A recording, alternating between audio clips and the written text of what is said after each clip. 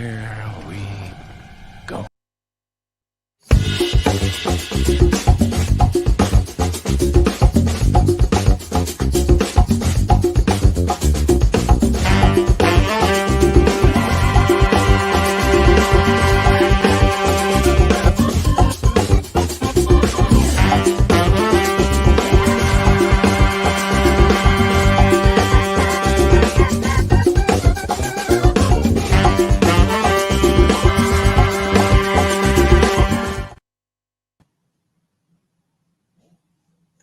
What is up, everybody, and welcome to a very special event hosted by us, yours truly, the Pop Culture Corner. We have a lot covered and a lot to talk about today. We are covering Netflix's Tudum. So get ready. We got a lot to talk about. Don't forget to like, share, and subscribe to this video. Let everybody know that we're covering Tudum, because if you go to the Netflix chat, it's all spammed and there's just a ton of people. It's not that fun. So come to our chat. Come have fun in our chat. Let's watch this together, and let's get the show started. Welcome to the Pop Culture Corner presents the co-watch of Tudum. There's Ty. There we go. What is up, Ty? How you doing, man? I thought this thing was much later. Yeah.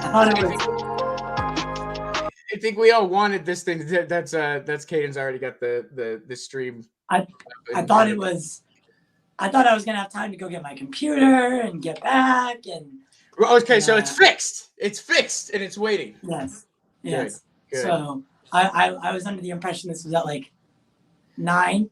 Okay, well, so it's 9 my time, I guess. 9 a.m. PM is what I thought. Oh no. But I'm excited. I can't wait to. I'm looking forward to The Witcher. Maybe some Army of Thieves. Even though I'm not too interested in that show, movie. The Witcher is really what I'm looking forward to the most. Witcher's and Stranger Things. Stranger Things. That's probably going to be the biggest, if not one of the biggest things to come out of this for sure. I mean, there's a lot of anticipation. It's been like 2 years since like the last season. Yeah. So the anticipation is built up. I'm not gonna lie, I didn't see season 3. With Stranger Things, I expect them to have the lawn in between seasons. And after season 2, I was like, I can't deal with this. And so I just decided I'm gonna wait until season 4, and I'm gonna watch 3 and 4, just 3 right before 4, and binge it. The thing with Stranger Things though is like, it was so good, and it was so like, it was almost too good, and then. The second season and the third season were kind of like rehashes of the first season, just in a different way. It hasn't been like something new in a long time. And it looks like season 4 might be attempting to do something they haven't done before. We've got the little look at like where Hopper was come the new season in like Russian jail or like some camp. So I'm looking forward to seeing where they're going, what the story is going to do. And, who we might introduce, who might be gone. I'm excited. And I think what most people are looking forward to is The Witcher. Yeah, I can't wait for The Witcher, man. I mean, like this is Netflix's Game of Thrones, basically. This is probably what's keeping them in the game right now. Yes. So I think there's a lot of I haven't seen it yet, but there's an anime Witcher film that was released like a couple weeks ago. Did you see that? I didn't. Okay, I didn't, but I heard it was really good. I heard it was. I'm probably gonna watch it before the new season. I know it takes place like 100 years or a couple hundred years before everything that's going on presently. But a lot of hype for The Witcher, a lot of hype for Henry Cavill as well. The other cool thing is, I don't know if you liked that movie Extraction that came out with Chris Hemsworth. That's getting a sequel. So I look forward to hearing. Look at him. Good God, the God of Thunder. Looks so beautiful. I know. But I mean that, and you got Don't Look Up. You got Red Notice. Red Notice. I'm really looking forward to Red Notice. And then a lot of anime stuff. Netflix has really seemed to, and I feel like they needed something. They don't have a big IP. They don't have DC. They don't have Marvel. They don't have any of these things.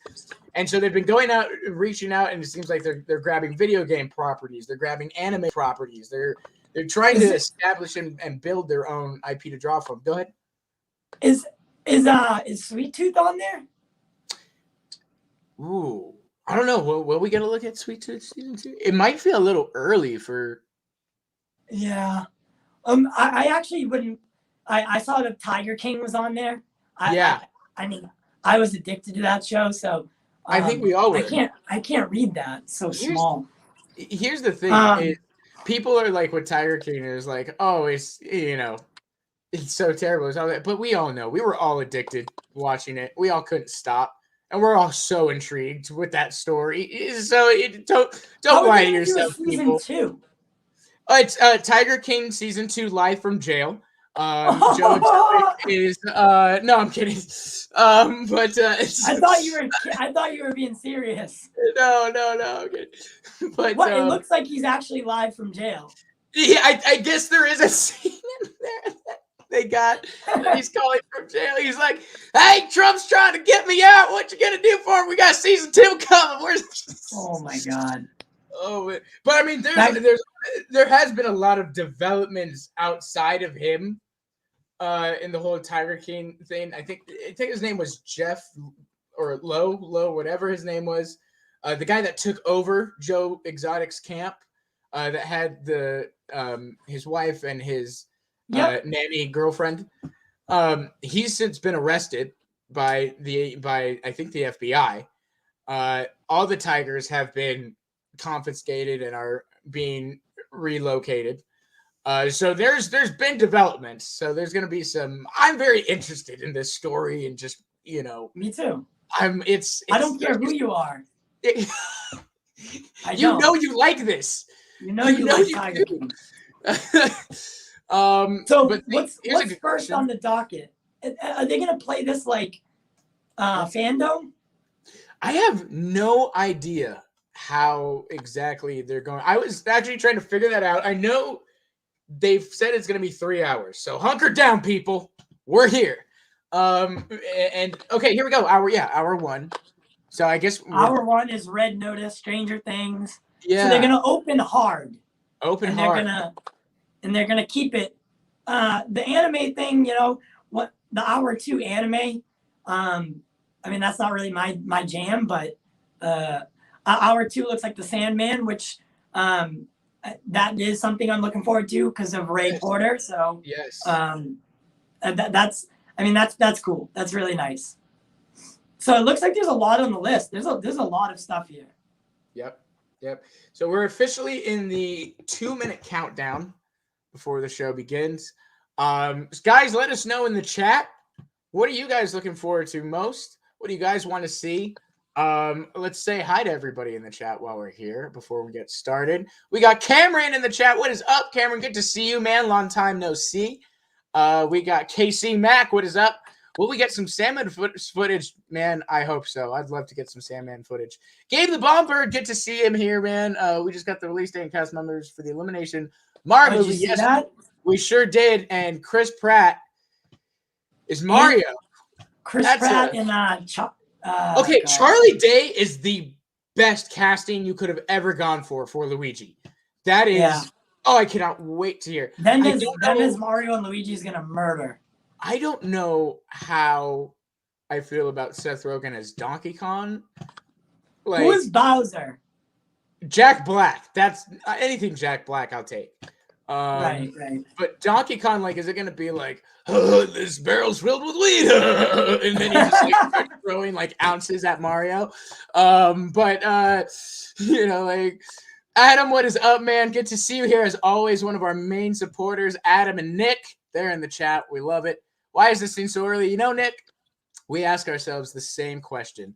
AD, good to see you here, man. Welcome. I think this is my first time seeing you. Good to see you. Welcome to the show. We hope you enjoy it, and we hope you stick around and check out the channel.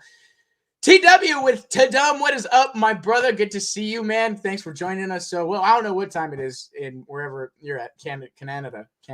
We love Canada. Marcus, good to see you, man. Welcome. Thank you so much for being here.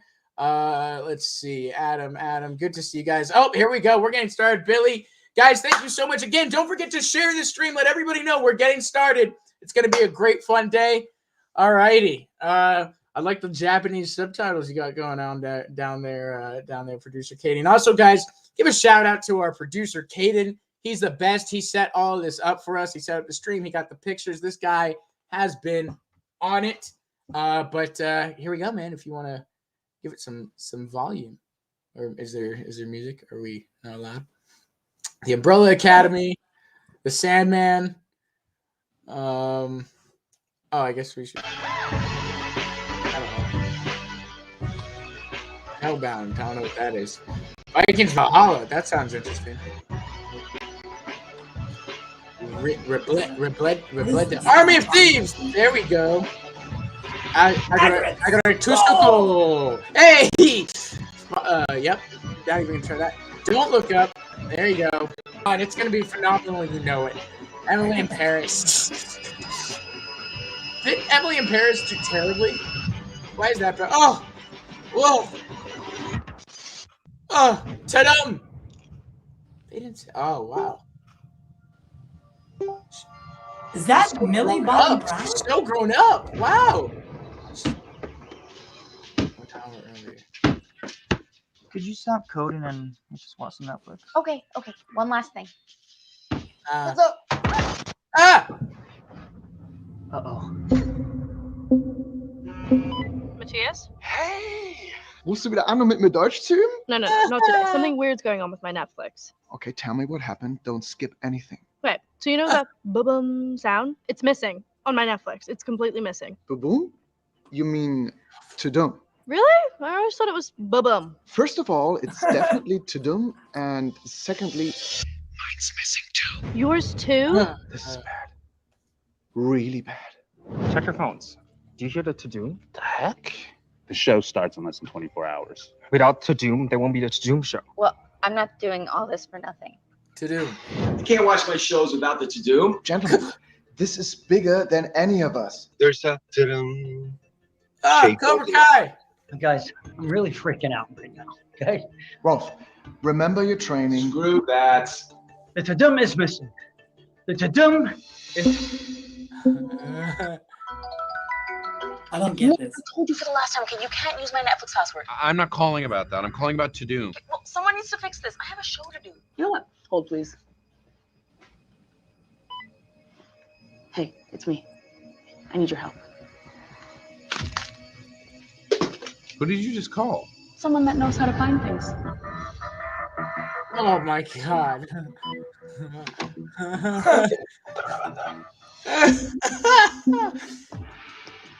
Professor, I hear you have a very capable team. I do, and they're all great admirers of your team, as am I. Who do you think has it to do? Someone highly skilled, a master of evasion, like us. We should work together on this. Agreed. Friends, what's the world street? Well, we heard that Tudum was spotted in Hawkins, Indiana. It is just hearsay, mind you. In my line of work, Oh my god. everything is hearsay. How long is this gonna last? Professor, I'm so glad you're on the case. We've looked everywhere. Including the upside down? If you want to check the upside down, be our guest. I'm good, thanks. Professor, are you ready for this? I am. Okay, just send it. Look closely. Oh, that's Emily from Emily in Paris.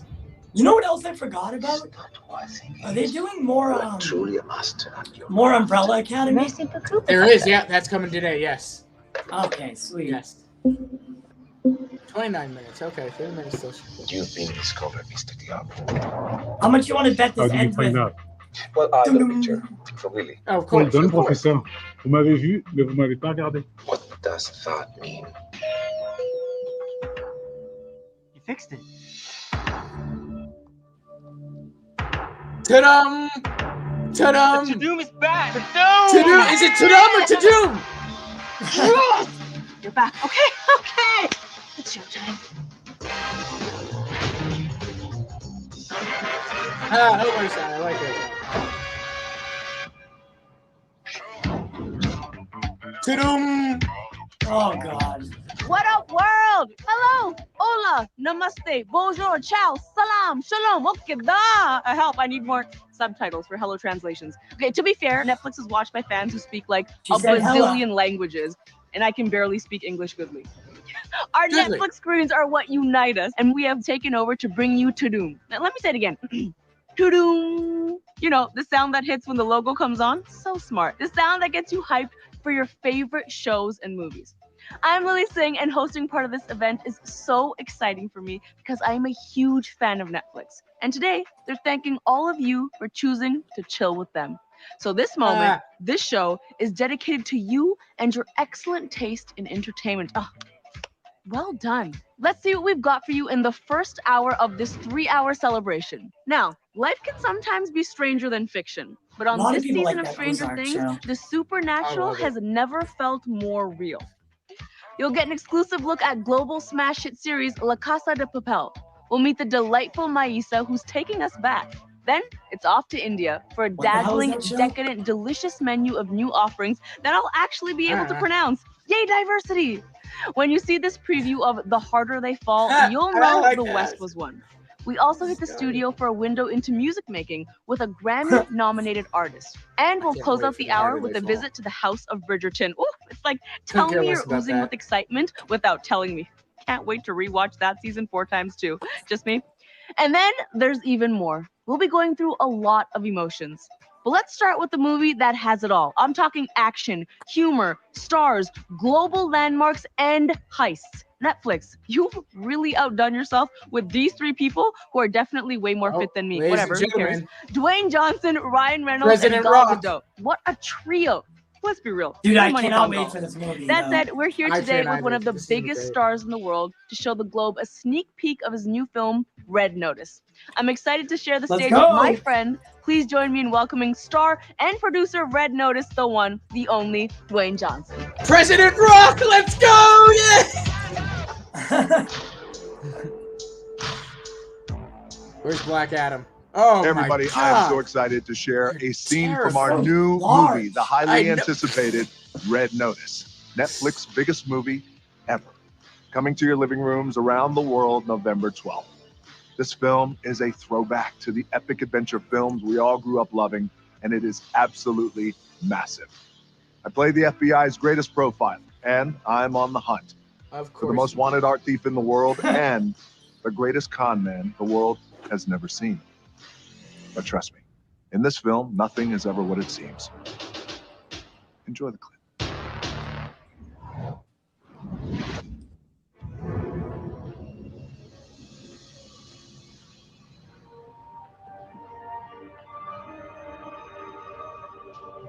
Let us know in the comments if you're excited for this movie. I know I am. Looking for something specific or just browsing? I didn't even know this existed until Austin showed me. Look awful. You know, there was an easier way in, but I doubt very much that you could have managed it. Now that I have 2 out of the 3 eggs, she's gorgeous. I'll give you one last chance to take me up on my offer. Well, here's my counteroffer. You're under arrest. Oh my God. Read the room.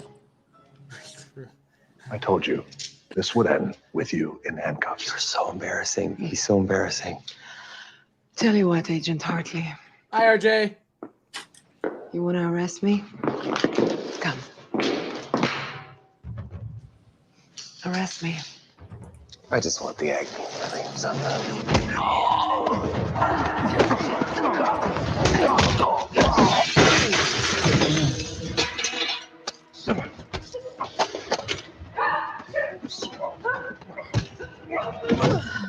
Take it easy. This is easy.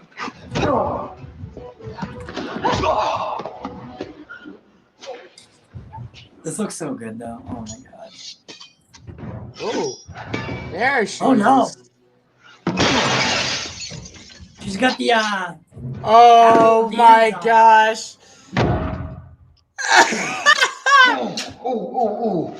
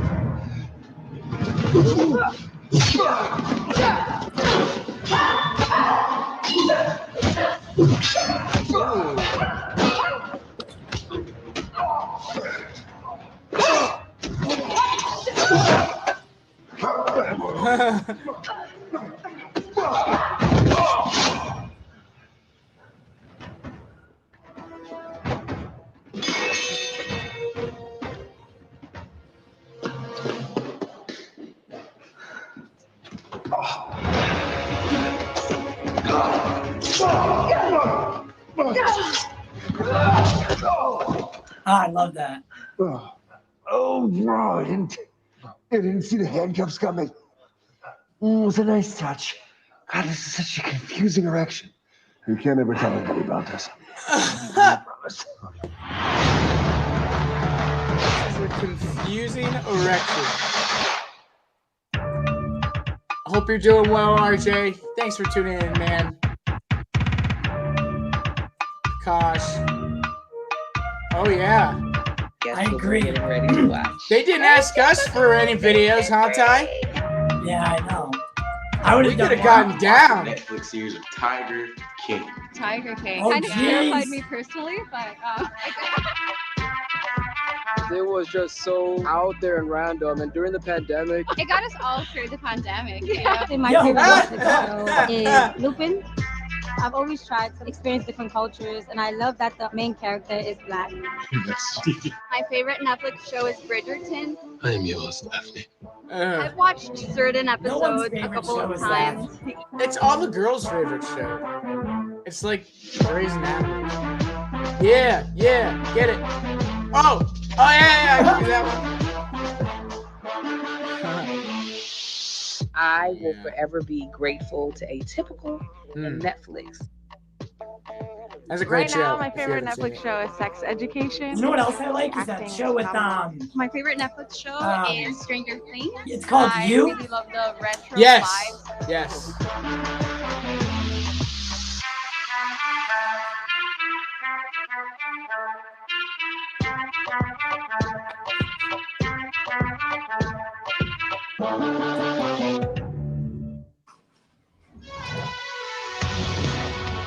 Uh-oh, here we go. Okay, fans, brace yourself for Big the one. strangest of things happening in season 4 of Stranger Things. Now, you know the Duffer Brothers love to turn your world upside down with plenty of twists, turns, and shocking surprises. Well, they're at it again. For another look at season 4, we're going straight to the source. That is, if we can find it. Over to you all in whatever undisclosed location you're in. I do love the music though. Hello, Tudum. There we Hey, go. so we're coming to So you is it from what Tudum? was the Stranger Things 4 stages. Now it's this living room. Potato, very potato, excited, ta-dum, show you the ta-dum. season. It's very crazy. It's epic. It's long. A lot goes down. Yeah, they've seen a couple things already. Yeah, I think right? they've seen Hops in Russia. Right, and the crazy video from Hawkins Lab that we did. Yeah, and we've got a couple more, 2 more teasers to show. Well, what about one today? Yeah, what about literally right now? You could do the Creel House Right now? right now. I think that sounds good. Yeah, it's very creepy. So Creel House, super important location. You're gonna get a taste of it right now. And I'm warning you, it is very, very strange. And we hope you enjoy, and we'll see you soon. You will enjoy it. We're in this one. We're in this one. I'm so excited, actually. This has me hyped for some reason. Yeah, Kate, can you go full screen?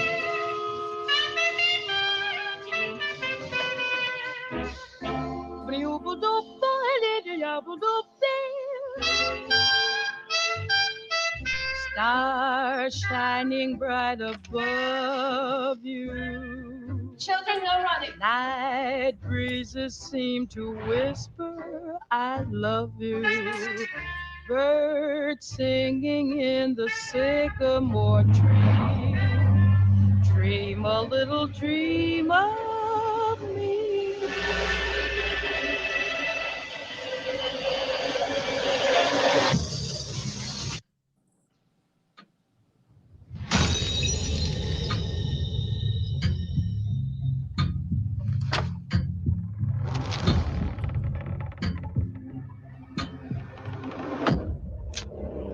Could you maybe clarify what sort of clues we're supposed to be looking for here? The world is full of obvious things which nobody by any chance ever observes. Sherlock Holmes.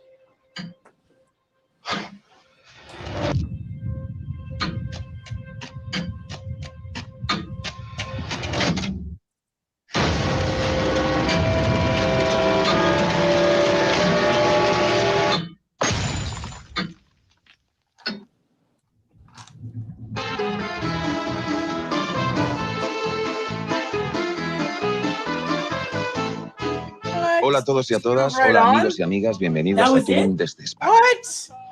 Estoy encantado de formar parte de este evento internacional que reúne a amigos y a seguidores de Netflix de todo el mundo. Tanto mis compañeros como yo nos sentimos muy halagados por todas las muestras de cariño que hemos venido recibiendo los que formamos el equipo de La Casa de Papel. Ha sido un viaje increíble. Estamos muy agradecidos a todos vosotros que nos venís siguiendo desde que se estrenó la serie en 2017. Como sabéis, la última parte de nuestra serie se estrena el 3 de diciembre. Hemos visto todas vuestras publicaciones en redes, bueno, todas no, pero muchísimas de ellas. Hemos visto vuestros cosplays, hemos visto vuestro entusiasmo y no podemos estar más contentos de que os guste la serie tanto como nos gusta a vosotros. Así que aquí tenéis una sorpresita. Estáis a punto de presenciar un avance de la última parte de La Casa de Papel.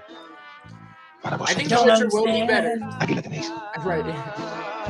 I think The Witcher will be better. I think we're getting that this year, so at least there's that.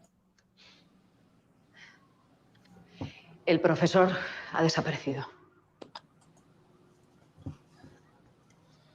Vamos a ver. ¿Cómo que el profesor ha desaparecido? Let me know. ¿Está en el puto triángulo de las Bermudas o qué? Yo qué sé. No lo sé. Pero ahora lo importante es que tenemos que tomar una decisión. ¿Qué vamos a hacer con el oro? Perdóname, querida, ¿vos pensás montar un referéndum acá? Porque a mí la democracia me la suda, ¿eh? El oro sale. No hay lugar para debate, porque acá a este grupo, si le das para debatir, todos sacan el arma. Y acá la saqué yo primero. No me jodan que nos conocemos. La policía podría estar ahora mismo por donde queremos sacar el oro. La policía no está en el estanque de tormentas. El plan sigue su curso, ¿entendiste? Si eso fuera así, estaríamos cometiendo el robo más estúpido del mundo. Can you Fundiendo watch esas shows toneladas like de this oro that para are dárselas a la subtitled? policía. Si la policía no está en el estanque de tormenta y el oro no nos vale de nada acá, ¿lo entendés o no lo entendés, querida? Tenemos el oro de rehén. Muy bien. Cogemos al rehén, se lo ofrecemos a Tamayo y a negociar. Ese es tu plan maestro. Tú eres el puto genio. Sí, muchachito, soy un puto genio. Y tengo una maquinaria ahí abajo que lo va a demostrar. Quédate tranquilo. Y eso es lo único que te importa. Demostrar que tu maravilloso plan funciona. Sí, pero también salvar la vida de ustedes. Y eso lo vamos a lograr sacando el oro de acá. Hi everyone, how are you doing? I'm Aiza from the Brazilian movie Double Dad and from the upcoming series Back to 15. It's a great pleasure to be here with you. So, to me, Tudum means sitting on the couch, eating popcorn, watching great entertainment, and also admiring the huge gathering of Netflix telling. Netflix Did and you know chill? that everything started in Brazil way back in 2020? I'm here to tell you a little bit about the story. The first Tudum event was held in São Paulo, the largest city in Brazil, in January of last year. Lots of people got to see some of their favorite actors and have fun with the attractions inspired by the series and movies that we love. Tudum was such a hit that Netflix repeated it the same year with an online edition. And guess who was the host? Little old me. Thank you, Netflix. It was amazing. I love that the event now has a global edition. Friday Fall, Kevin Hart. Jason, take one, marker. Yes! Hello to Doom. You're about to see a clip from part one of our supersized final season of Ozark. It'll seem a little strange. It's Marty and Wendy. They're experimenting with a new hair mousse. We open up a beauty shop in this final season with we go off in a different direction. It's also just to sort of launder money. But this moose is something that has a potential to be a big moneymaker for the birds, as you will see. So we are delivering an epic 2-part final season. It's coming to you in 2022. We're filming it right now. But here's a clip to tide you over.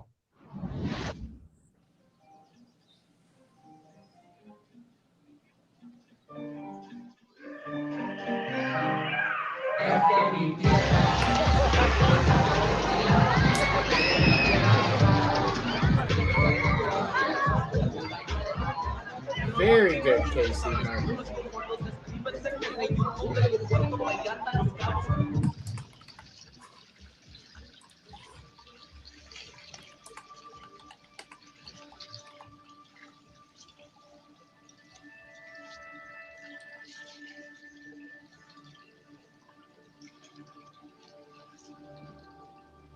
Can you please?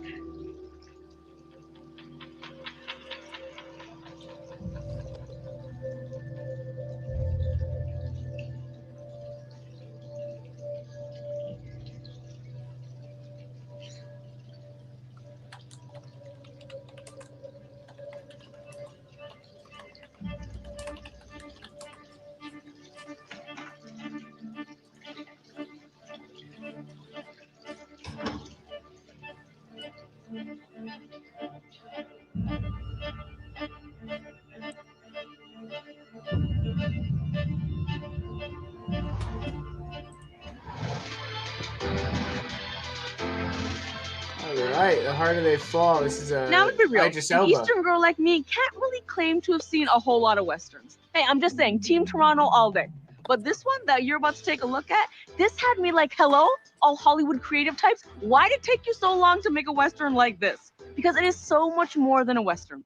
It's action. It's a revenge thriller. It's a superheroic movie with locomotives and stagecoaches. It's the wildest West shown through a totally different lens and cast. That's very much a Western. The cast, by the way, I mean, when you got Jonathan Majors, Idris Elba, Lakeith Stanfield, Delroy Lindo, Zazie Beetz, and Regina King blowing up the screen, you know two things. One, I definitely have a prompter. And two, you're in for a real good time. So hold on tight, because here's Jonathan Majors and Idris Elba to tell us more. Ooh. Uh-oh. Yeah, I look forward to this one. But it's definitely a Western. This? Hello. I'm Jonathan Majors, and I play Nat Love. Kane. Hello, I'm Idris Elba, and I play Kane the Conqueror. Rufus Buck. Now, our characters are rivals, but Jonathan and I, good friends. Love my brother. Thank you for saying that. We were so happy to work with this incredible cast on such a riveting, action-filled story and collaborate with producers James Lasseter and Jay-Z. This film was such a passion project for everybody involved. The story itself is a rich story of love meets hate and Black people in the cowboy era. James Samuel and his team have created an incredible world to bring these characters to life. It is a very special film. I'll be bold enough to say it's an instant classic. I'm making a classic, is what James would say all the time. He has this sense that every day, every moment on the film set is a blessing. And it is a blessing because I've known James Samuels for over 10 years, and he's been talking about this film for over 10 years. So the fact that we actually made this film, he sees that as a blessing, and every moment of the film is enriched with that energy that he puts into it. I didn't feel like know he's always in a James black until sweatshirt the like that. advent of this project, but he felt like an instant brother and friend, and it felt like we kind of came up together, and that's the kind of vibration I felt on set, that we were just at recess, playing around, joking around. Trying to make it happen. I mean, it was serious business, but there was a sense of play throughout, a sense of passion throughout. And then you have Delroy Lindo, legend, and then you look over his shoulder, and there's Regina King. All of us working together. It's a super group, and we got pretty close, big bro. We did. But saying that, don't mess with me, bro. What'd you say, dog? I'm joking. Okay. No, seriously, don't mess with me, though.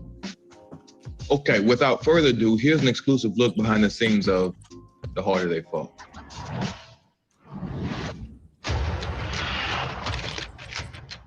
Oh, it's a straight Western. Yep. Every time I told people there were black people in the Old West, people would look at me like I'm absolutely crazy. There was decades of the Old West and all of these amazing characters. So I assembled them all like superheroes and put them in one place in one time to tell this story, The Harder They Fall. James Samuel was just a guy from the inner cities of London. As a child, I was in love with the Old West. There was decades with all of these amazing, colorful characters that we've never seen portrayed on screen before. So I started gathering up and finding out about all of these amazing people of color that existed in the Old West, men and women. Stagecoach Mary, Gertrude Smith, Nat Love, Bill Pickett, Jim Beckwith, Bass Reeves, Wiley Escott, Cherokee Bill. How come we never learn about these people? Hey, Blue Eyes. Every single character in the movie is a real character that really existed. And it really empowers me to think that there's a movie that I can watch where I can see these characters portrayed. No one's subservient in any way. It's just people living amongst themselves in their own story. It's just a trip to be a part of something like that. The Harder They Fall, at its root, is a revenge story. All of the actors that I've cast in the film are literally some of my favorite actors in the history of the game. You do know how to make a grand entrance. It's a really interesting thing how I blend the worlds of music and film. When I was figuring out the sonic landscape for this movie, I wanted to do something new and give it its own signature. And I couldn't wait to do The Harder They Fall so I can use these songs that kept ringing in my head like, oh, Barrington Lee's Here I Come. These songs are like cowboy anthems to me that I had to incorporate. Working with Jay-Z is literally like working with a mirror. He is so in tune with every step that I make. He'll go into the psychology of every single character and tell you what they're thinking. Super dope. I think the trick with cinema is to make a story that I would want to see the day it comes out. Harder They Fall is that Western that should not exist.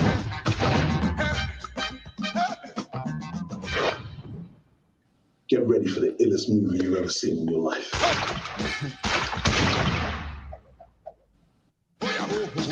I'm interested. I can't wait, yeah.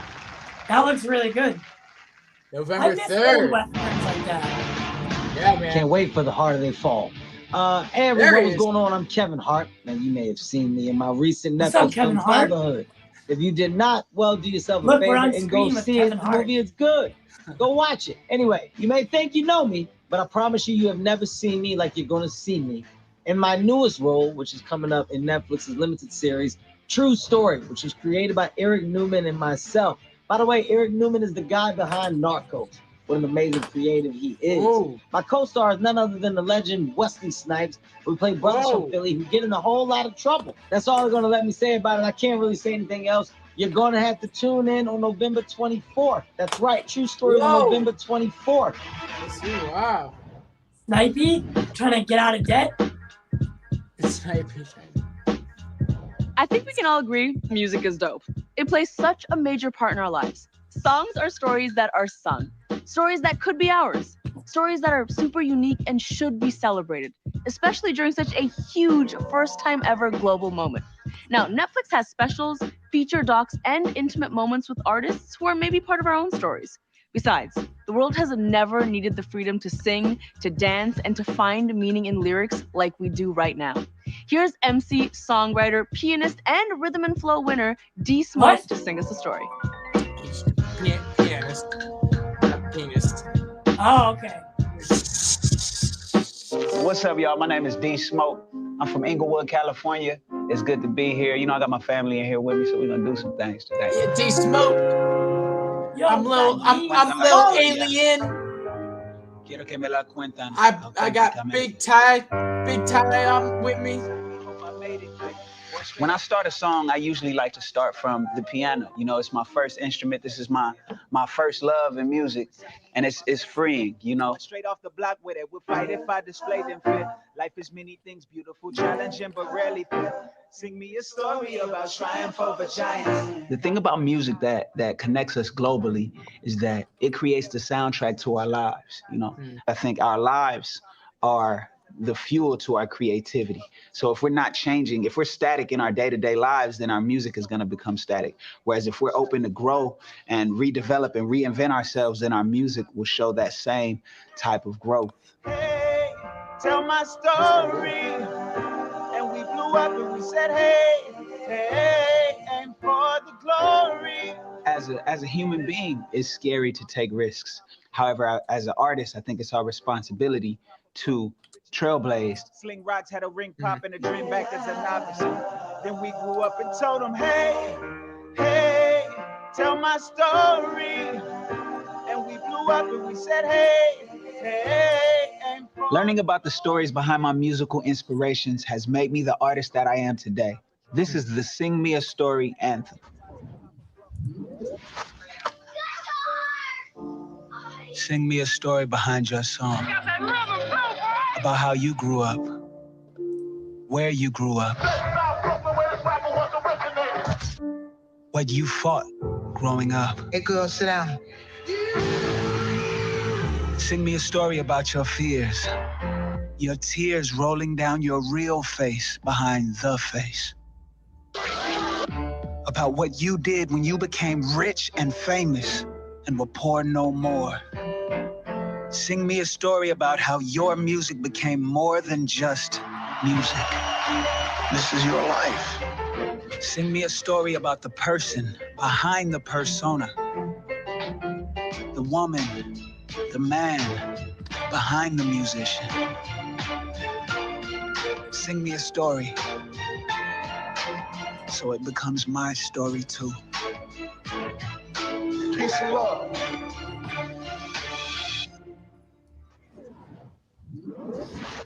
I think genius begins at just being true to yourself. When you're an artist, it requires you to claim your stake before you actually step into that role. Like, for example, Kanye, he's willing to say, I'm a genius. You know, the price for genius is not being understood. The price for genius is being lonely, is being rejected, is being denied. Genius is heavy, you know, the weight of the crown is heavy, you know. But yeah, that's the price. You got to be willing to go alone for some part of it. I'm excited to share the world premiere sneak peek of Genius.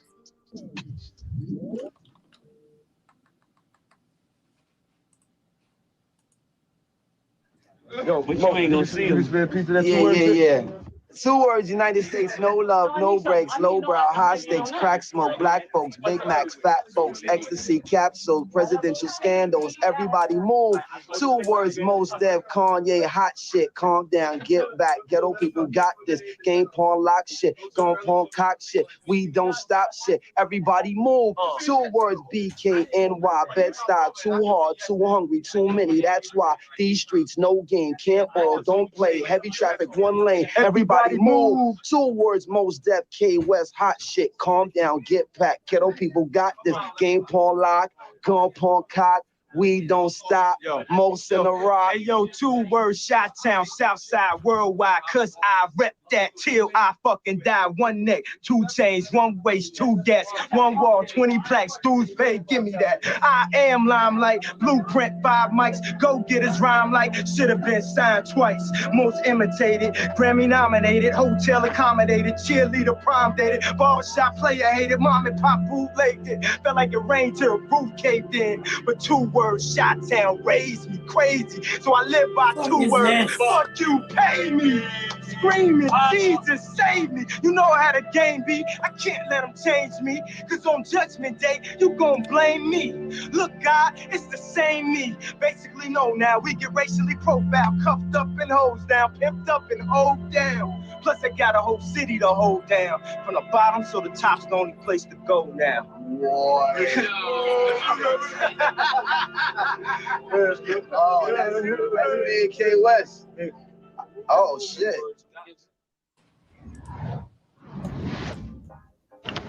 Kanye revolutionized what it meant to be a rapper. He challenged everything about who rappers are all at once. Kanye gave me and rappers like me permission to be different, to be myself, and really to be musical.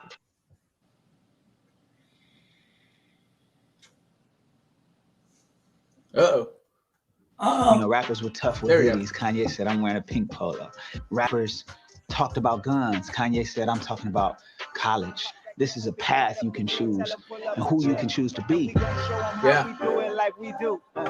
With all my people yelling, hey, hey, tell my story. And we blew up and we say, hey, hey, aim for the glory. For the record, I agree with everything he said about Kanye. He's a genius. Hey, tell my story. Cause we blew up and we say, hey, hey, aim for the glory. Everybody wants that story to outlive them. Live it well. Tudum. Keep watching. Tudum. Sex Education is coming up. Ai, que emoção poder contar de uma vez só pro mundo inteiro que vem aí em 2022 a minha primeira série na Netflix, De Volta aos 15. Nessa história divertida sobre autodescoberta e amadurecimento, inspirada no livro homônimo da Bruna Vieira, eu interpreto a Anitta. Ela é uma menina que sempre sonhou em chegar à vida adulta, mas ao completar 30 anos, ela percebe que não era bem aquilo que ela imaginava. Quando a Anitta adulta volta à sua cidade natal, coisas estranhas acontecem. E o que era para ser só um momento de nostalgia acaba virando uma viagem no tempo. Gente, literalmente. Depois de ligar o computador antigo no quarto onde ela passou a adolescência, a Anitta é transportada para o seu primeiro dia no colegial. Isso mesmo, uma cabeça de 30 presa no corpo de uma garota de 15. Eu falei aqui com a patroa Netflix e ela me deixou mostrar uma ceninha em primeira mão pra vocês. Eu espero que gostem. Portuguese. Or Brazilian. That's like the one bad thing about Netflix. They have so many shows that it's overwhelming. Yeah.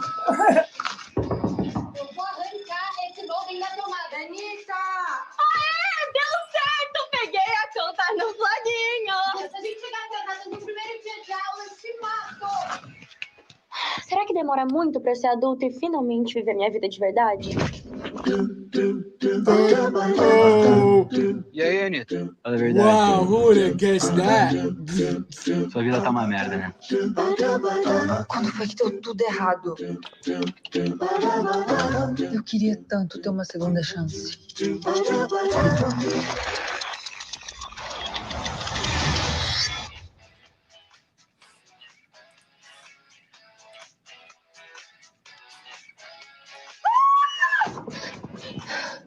O que eu faço agora?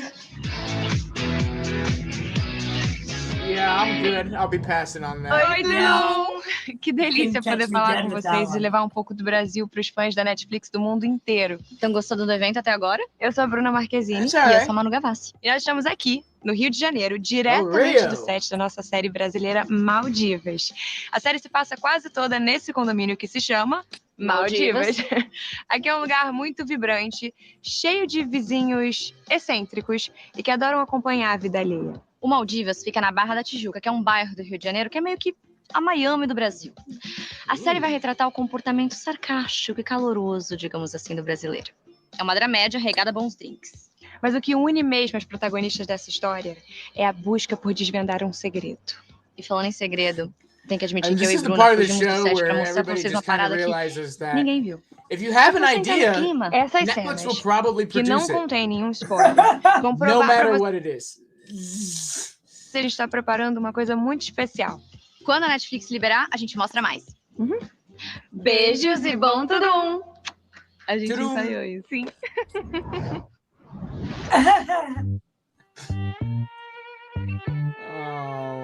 Oh, is this a music video?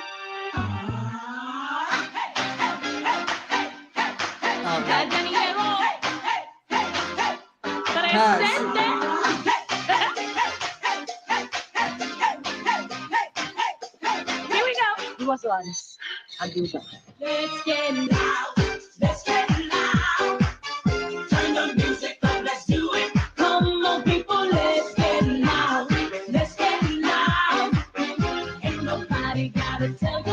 It's a music video. Yeah, let's get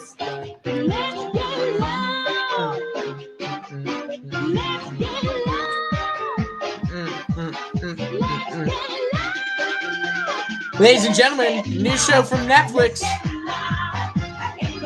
Women dancing like it's a music video, coming to Netflix 2022. No lines, just dancing and acting like they're in a Never music have video. I ever been more excited to talk about a series on Netflix that I absolutely love. Other than my own, of course. But seriously, have you seen Sex Education? If the answer is yes, then you're my kind of party people. If it's a no, well, you're still my kind of party people, but you've got some serious catching up to do. But, trigger warning, you might be reminded of that awkward, raunchy, weird, confusing time in life called being a teenager. Adulting's gonna be a breeze. Now, check this out. The cast from Sex Education sent me a video you'll wanna hear. Listen up. Oh, season 4 is coming because season 3 just came out? That's my guess. Thanks for the love, Matrei, and hello, Tudum. I'm Shita Gatwa, and I play Eric. And I'm Keto Williams-Sterling, and I play Jackson in Sex Education. Season 3 is out in the universe, and I want to say a massive thank you for all of our fans for watching the new season. Thank you, wonderful, wonderful fans. We love you. We love you dearly.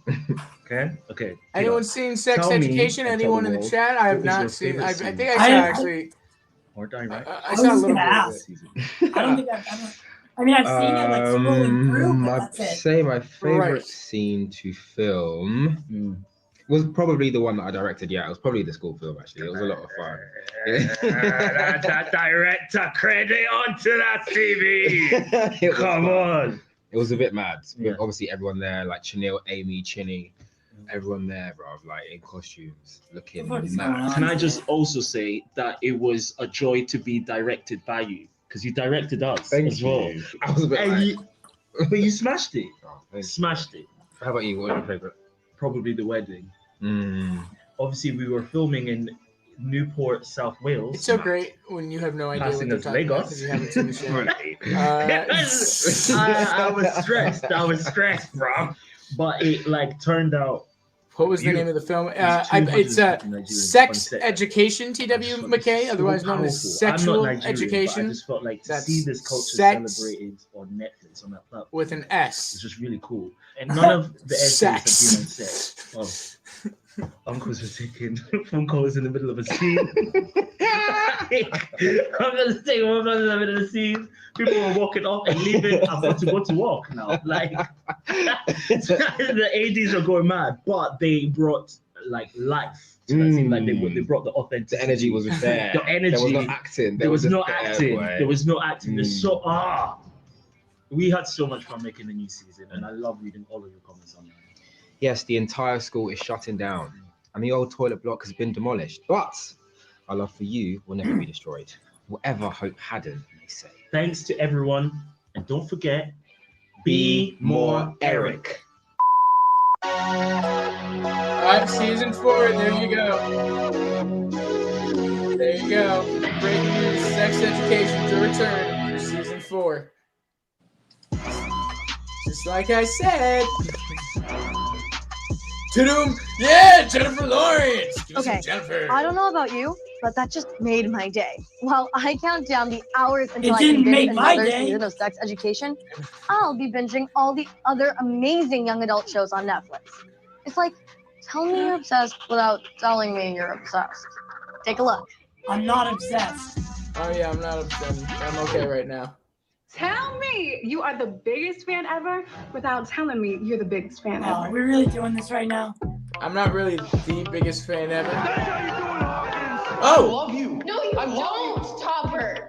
You love the idea of me. You love being seen with me, but you don't love me. That my best friend. She a real bad bitch, got her own money. She don't need no on the dance floor. She had 2-3 drinks. I'm gonna start getting in on these. I have feelings, bitch.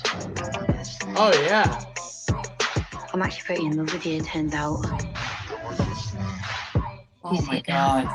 Or should we finish this on the porch? I love you. Yeah. There you go. I wolf you I wolf you too. You actually might be the devil. I am the devil. I'm the devil. I am actually the devil. Tell me about a moment that had you shook without actually telling me about a moment that had you shook. Yours truly, Lady Whistledown. We'll get in the bus. Fine. Make me your villain. Austin? Tell me what's coming up on Netflix without telling me. No, you know what? Actually, just tell me. Yeah, that'd be good. Is this the legacy we want? Wow, rude. Colin in black and white. Bienvenidos, Hayden. 19. There's someone inside your house. I wonder what that's about. Lost in Space is coming back. Yeah, I can't wait for that.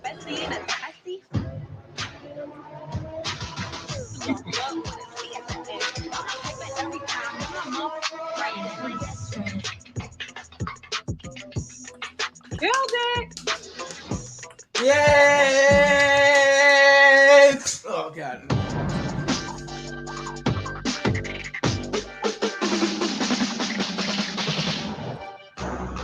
Awesome, Netflix. My social calendar is now booked through and through with all these titles to add to my list.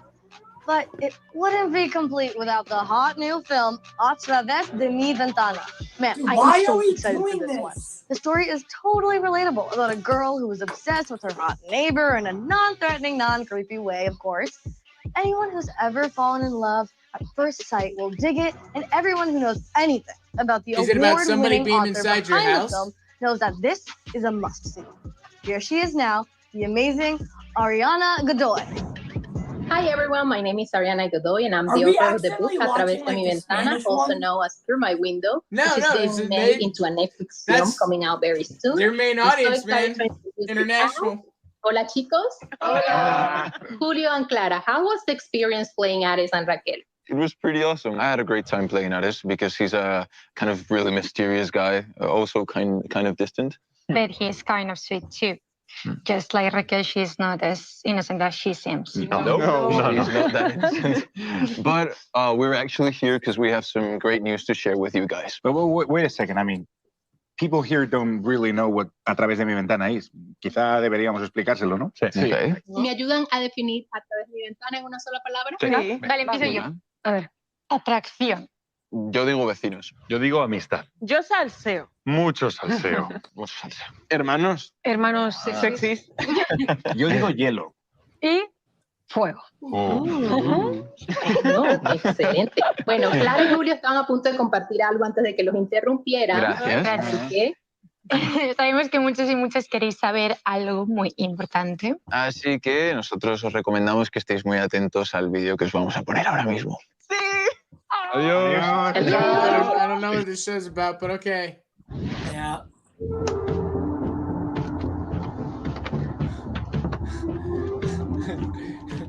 H-Barts, what is up, H-Barts? Good to see you, man. He says, hey, Ty, you excited to see Austin in the Cobra Kai trailer? I'm excited to see myself in the Cobra Kai trailer, that's for sure.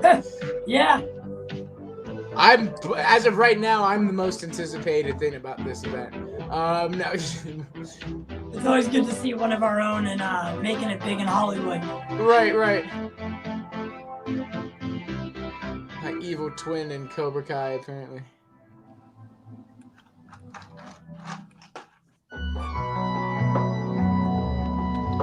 Come on, tell me we're not watching the Spanish one. Like I said, every it's a very big international. H-Barts, I'm having a great Defoe day. I hope you're having a great Defoe day, man. Always good to see you. Saw you last night in Enosh's chat for his birthday. So I hope you're having a good day as well, man. All right, we got Maldivas.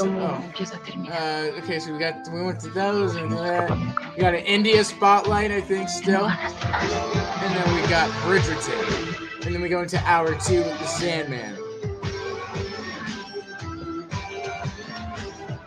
Esta vez no me vas a engañar, Darío. Porque lo sé todo. Sé perfectamente que no Austin, volviste buscando you won't venganza. cheat on me this time. Because I know. Por dinero. You did it for money. Sé perfectamente lo de tu herencia. How dare you? I know about your inheritance. About the textile empire. How dare you? Fingiste tu muerte, te largaste de México. Fingir mi muerte. ¿Estás escuchando lo que estás diciendo? Fake my death? I faked my death because I have to listen to you, woman. ¿Qué puta madre es esto, carajo? Oh. Video, esa explosión, no mames, Darío. Todo lo que dije en ese video es verdad. Julieta también es verdad, también es parte del plan. No te equivocas. Julieta no tiene nada que ver en esto. Julieta, Brenda, Julieta has Zoe, everything to do yo, with this. todas las And Brenda, mujeres and que han Zoe. cruzado por I'm sleeping tu with all of them. No, I'm kidding. Es parte de ese planecito que tienes con Esteban. Tú no sabes hacer nada por amor. Solo te mueve el puto dinero. Language, man. Do you kiss your mother with that mouth? Good lord. ¿Verdad? Eso es lo que crees. ¿Quieres ver cómo mando la mía de esos $200 millones? You want to see how I get? You want to see how I get rid of $200 million? Woohoo! Oh! Oh! Oh! Okay, first of all, who's okay? I mean, maybe, but like, who just starts going at it like that? I mean, maybe I have a very, very boring love life. That could be it. The last time I checked, after you like cuss somebody out, you don't violently start making out with them. Keep watching Tudum, Netflix global fan. Start getting down and dirty. But I mean, this is Tudum, and there's a show called Sex Education. So there you go. Thanks, Maisa and Maitrey. Now, before we head to Regency-era England, let's head to the not-so-far east, the land of a billion smiles, all of which belong to my aunts and uncles. I'm talking about India, where there's so much going on for a subcontinent and an ever-growing worldwide diaspora that wants more and more and more. The spotlight is on you, India.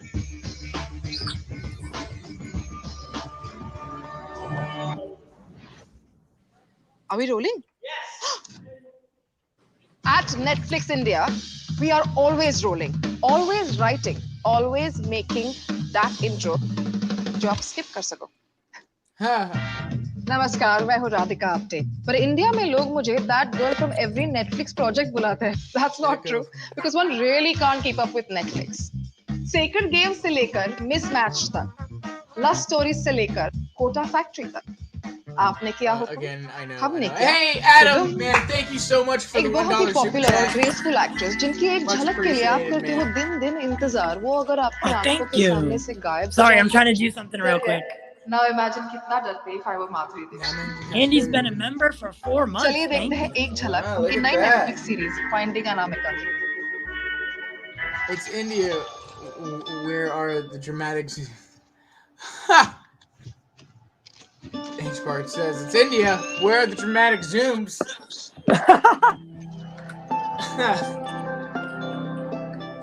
Hey, Casey, man, thank you so much for becoming a new member. That is awesome. Why do I keep missing everything?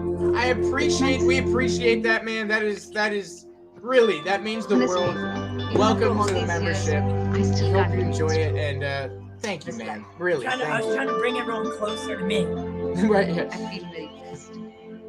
But now I look like I'm glowing. What name? You're glowing, Ty.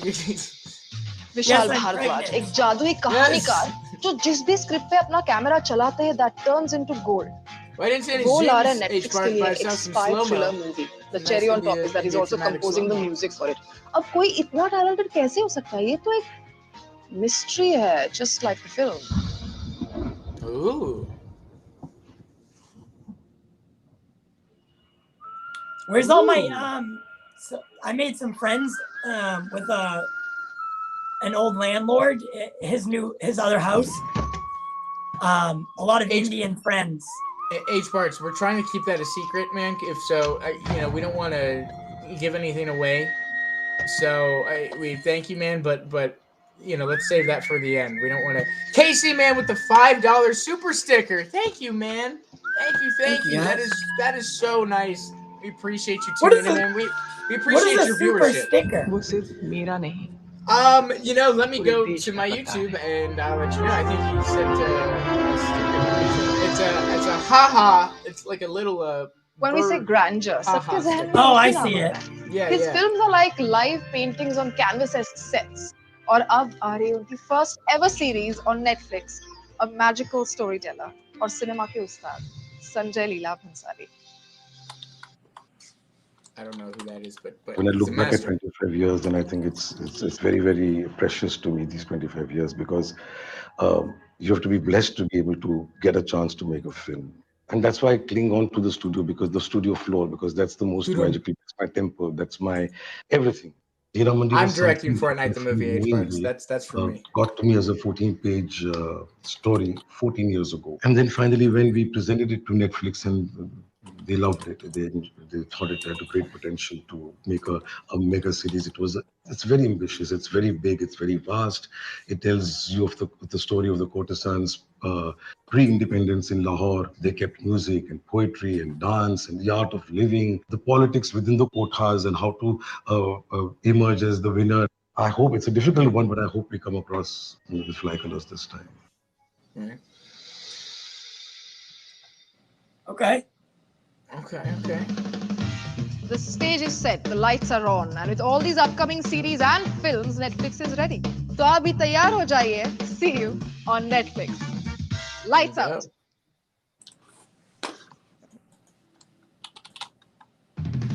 Oh, of course. At Netflix, lights are never out. Aapne kiya hukum, aur humne kiya. Tudum. Guys, real quick, as we continue here and we get ready to go into the anime section of the show, don't forget to like, share, subscribe to the show. Thank you so much. We got 15 people watching. You guys are the absolute best. Thanks for spending your Saturday morning, afternoon, if you're on the East Coast with us. You guys are the absolute best. And don't forget to comment and let us know what you think of the show so far. What are you looking forward to most? It's time for the guiltiest of all pleasures. I'm obviously talking about Bridgeton. And now, if for you're like any me, members, you watch Bridgeton in a still day giving away or 2 half a copies day. of Justice League on Blu-ray 4K. So if you become a member before the end of September, that rhymes, yes. Before the end of September, you only have 5-6 more days. Is it 30 or 31? I don't remember. So it's one I think it's 30, actually. I think it's 30. Yeah, it's 5 more days. You can also support by sending a super chat or a super sticker, which I didn't know about. Yep. Thank Let's you. take a look here at the Hi, Bridgeton. I'm Simone Ashley, and I play Kate Sharma. The ever so anticipated. I'm Jonathan Bailey, and I play Anthony Bridgerton. When did you know the show was a global phenomenon? What was your response to learning it was a top 10 series in almost every country? It was bonkers, wasn't it? It was completely. H-Birds wants to know, are the Blu-rays signed by Ty Snyder himself? And yes, they are. Yes, they are. If you would like, he will do a signature and message. Who are allowed into this thing. They unmuted the 2000. For like 10 seconds. And they were screaming and like it was wild. And they were so supportive from even before they'd seen a single thing from the show. But it's so grounding, isn't it? When all of that. It doesn't even feel like a Downtown Abbey. This is like this feels like a Netflix soap opera. Like this feels like Days of Our Lives for Netflix. How do you feel about hashtag Tudums of our lives? Yeah, exactly. The Tudums of our lives.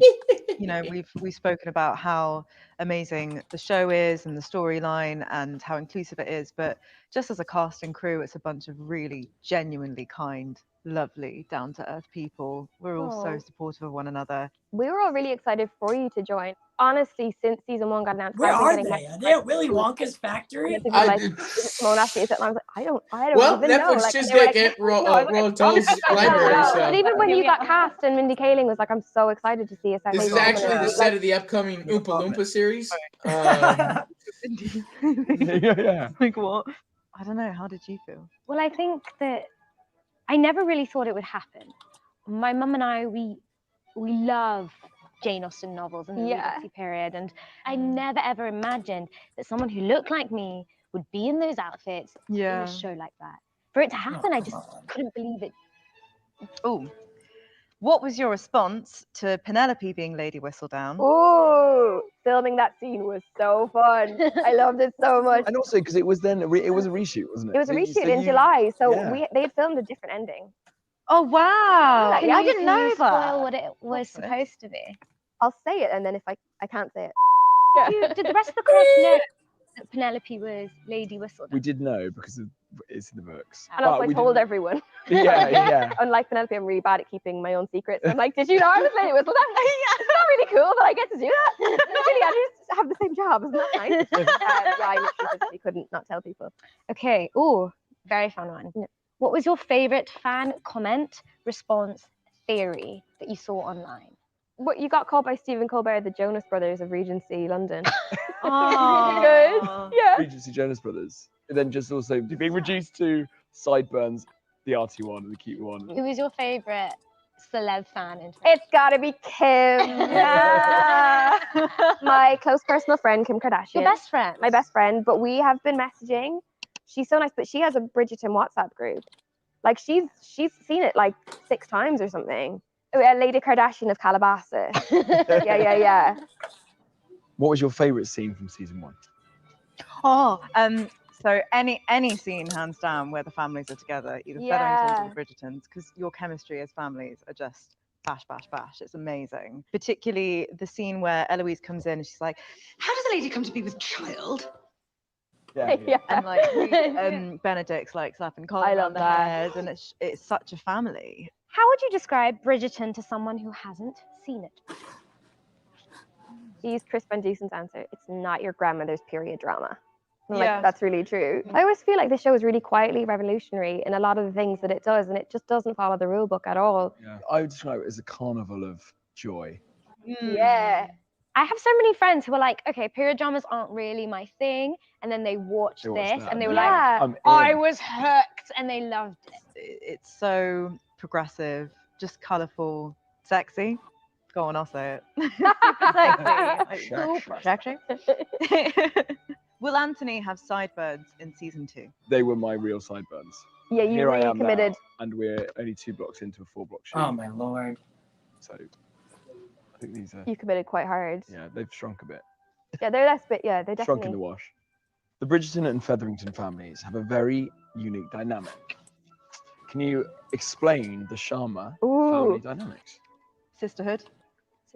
We don't have a dad in our family. We've got Mary, played by Shelley. They very much feel like outsiders. The Bridgetons and Featheringtons are like the core ton, and the Sharmas, they feel like almost like if the audience who watched season 1 were kind of put in. They don't really know what's happening. They have their ideas. So I feel like the Sharmas kind of represent the audience in a way. It's lovely to watch. How does Anthony Bridgerton as a character change this season? I was about to say something that would have been a spoiler. I'm just going to stay quiet. Without any spoilers. He gets to deal with a lot of things that I think he hasn't been given the space to deal with. Yeah, the onion's being peeled, isn't it? The onion is. Yeah. It's causing a lot of tears. Oh, yeah. Because obviously I'm completely aware of the toxicity and the control and the manipulation of his actions in series 1. But I've never doubted him being a brilliant and competent person. It's just, and I think that's what is fascinating about the show, is that it's not afraid to make the characters do unlikable things. And there's such external circumstances by which these people just get trapped. The final question. So Cantony is the most anticipated couple of the entire book series, except for Penelope and Colin. It's exactly what's written here, so I just had to... Okay, what are the fans in store for? Ooh. A lot of arguing. Volatility. Yeah, they challenge each other. It's very passionate. Yeah. But it's great seeing someone like Kate being able to stand up to Anthony and him not knowing how to sort of deal with that. He's like met someone who's really his match. It's like a puzzle that fits together. Aww. Or does it? That's an alternative. We've been hard at work filming season 2 these last months and can't wait for you to see what we've been up to in 2022. It is now our pleasure to share with you this exclusive first look at Bridgerton season 2. I can hear you. You. Pardon me, my lord. I never got your name. I was wondering if we'd meet again. So you might discern if my wit is acceptable, my manners genteel. You were eavesdropping. It was hardly an effort, seeing as you were proclaiming your many requirements for a wife, loud enough for the entire party to hear. You take issue with my requirements? I take issue with any man who views women merely as chattels and breeding stock. None of that was meant for you. Viscount Bridgeton, yes. When you manage to find this paragon of virtue, whatever makes you think she will accept your suit? Are the young ladies of London truly so easily won by a pleasing smile and absolutely nothing more? So you find my smile pleasing? I find your opinion of yourself entirely too high. Your character is as deficient as your horsemanship. I shall bid you good night. Austin! Ooh,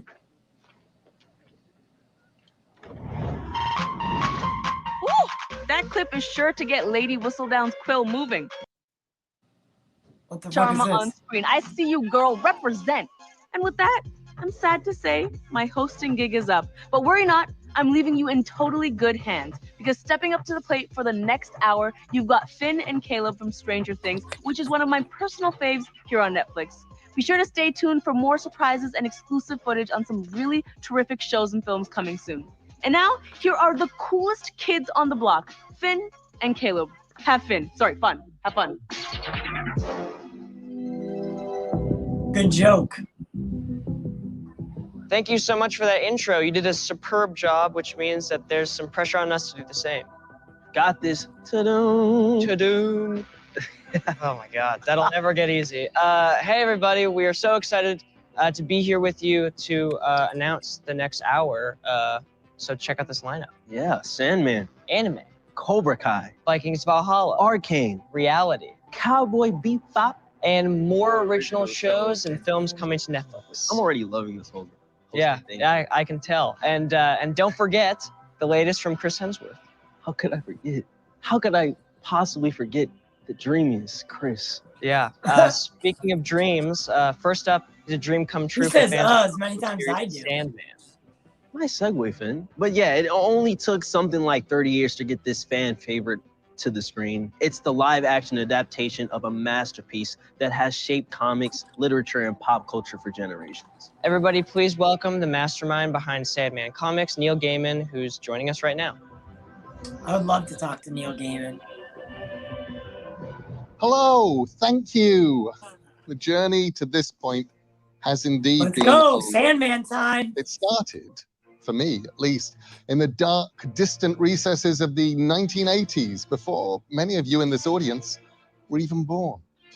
But this decades-long gestation, I think, was in fact a bit of a blessing. The team at Netflix, Alan, David, and I, have been able to make something that was true to the comics while still being fantastic television. And honestly, I think this is how it was always supposed to happen. With these actors, with this production, with this weird and wonderful team of people who've had their minds lost in the dreaming since I put it on the page. Adapting the Sandman for this series has been a labor of love.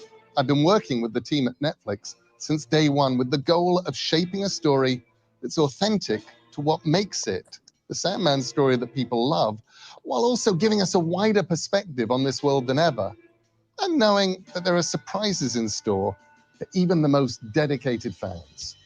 And what's astounded me through this process was how often it felt like I was walking around inside the comics. Everything from the sets to the costumes to the effects felt it had been plucked from my imagination, from the world that the original artists of Sandman drew for us. Walking onto the set of the Undercroft, as we called it, the place that Morpheus is held prisoner, looking at this spooky place beneath the manor house in England, I was transported back 30 years. It was like I was there. And of course, there was a massive responsibility on our shoulders when it came to casting characters that fans have loved and nurtured for over 30 years. I was as concerned about getting it right as any of you out there. I needn't have worried. This is an astonishing cast. They've made people who once upon a time only lived in my head breathe, and like talk, the animation walk around, style. break your hearts. And the most important piece of casting, because if he wasn't right, nothing would be right, was Dream of the Endless himself, Tom Sturridge. He's here now with a surprise for you all, I might add, and I would love to introduce you to him. Tom.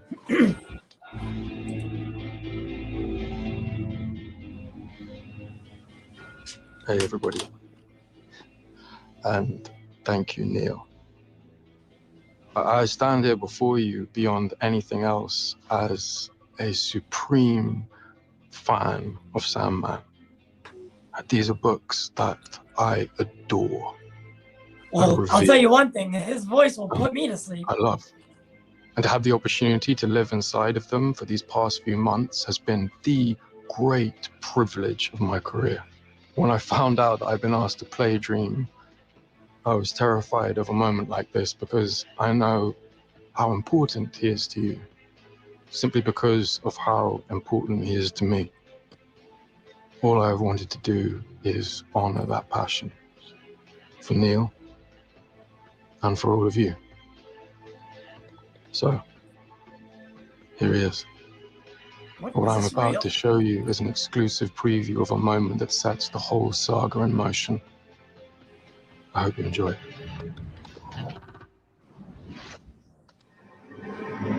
Tonight, we will achieve what no one has even attempted. We will summon and imprison death. I give you a coin made from a stone. And I give you a feather pulled from an angel's wing. And I give you the blood from my veins. We summon you together!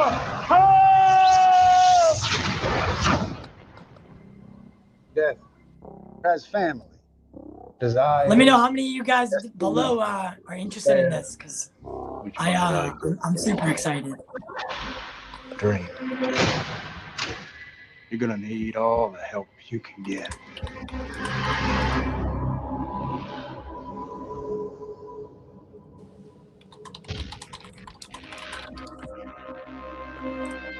So when I said that some scenes felt like they were plucked from the pages of the comics, well, that's what I meant. You just got to see Charles dance as Roderick Burgess, and you heard the voice of Boyd Holbrook, who plays the very dangerous Nightmare, known as the Corinthian. Now, there's another Sandman character who is especially dear to my heart, and I know she's dear to the hearts of many of you out there. Dream's closest sibling among the Endless, his sister, Death. And Kirby Howell-Baptiste has made this essential role her own. She gets to embody the kindness, the warmth, and the humanity that I imagined Death might have when I first wrote her so long ago, and she does it with warmth and with charm. I'm very pleased to introduce to you Kirby Howell-Baptiste.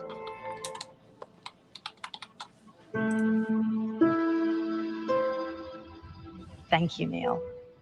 And hello, everybody out there. I'm thrilled to be here and to be sharing the stage with both of these wonderful people. Death of the Endless is, to say the least, a character with a profound legacy who has brought real comfort to so many people. This role was a responsibility as well as a privilege, and I can promise you I did not take that lightly.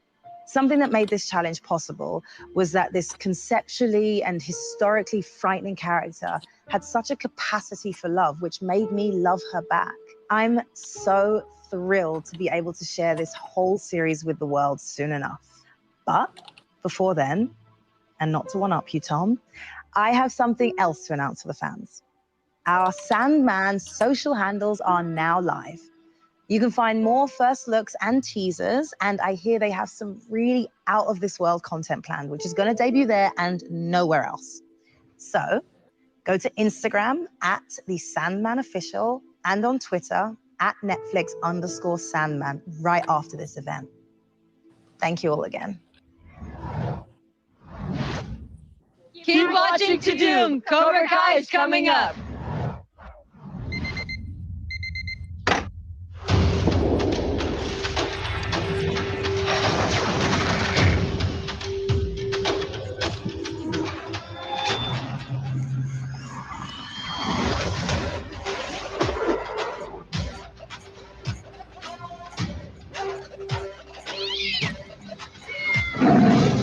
Like the... There's the anime.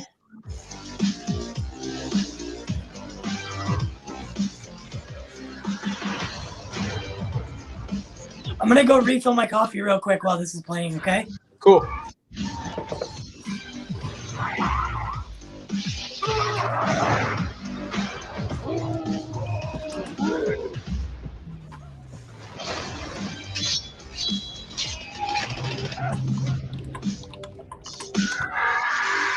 Nick said grab him a coffee too.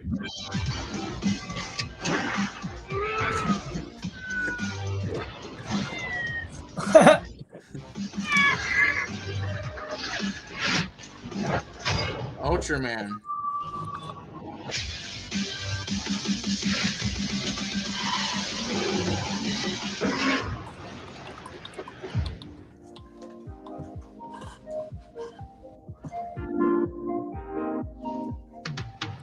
Hi, Anthony. everyone. Are you enjoying Tudum so far? My name is Enuko Mei Kurono. I'm Netflix Anime's official VTuber and channel ambassador who, of course, loves anime. I am so excited to be here on the Tudum stage today to celebrate our anime titles with everyone and share some exciting news. Okay, let's kick things off with a sneak peek at an exciting new anime series, Super Crooks. Hello everyone, my name is Mark Miller. All right. With that being said, I'll And be welcome right to back. the Super Crooks channel at Tudum Worldwide.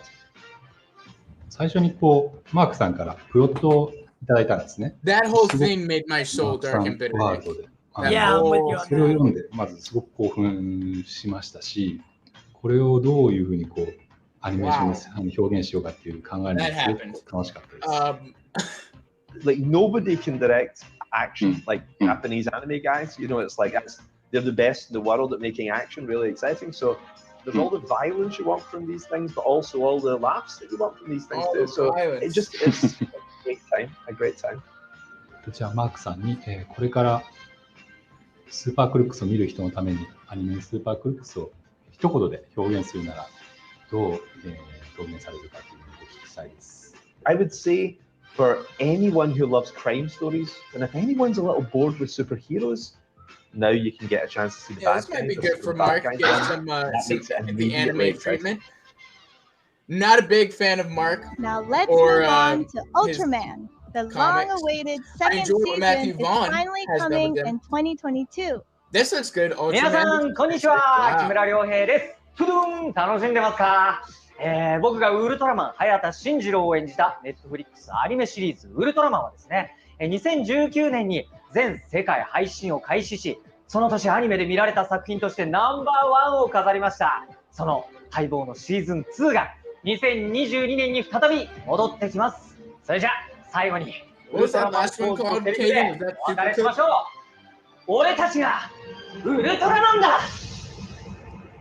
This looks like a pretty sick rendition of Ultraman. Retsuko, our special guest and star of the hit anime series, Good, I hope so, Anthony. currently in its I'm ready third for season. that.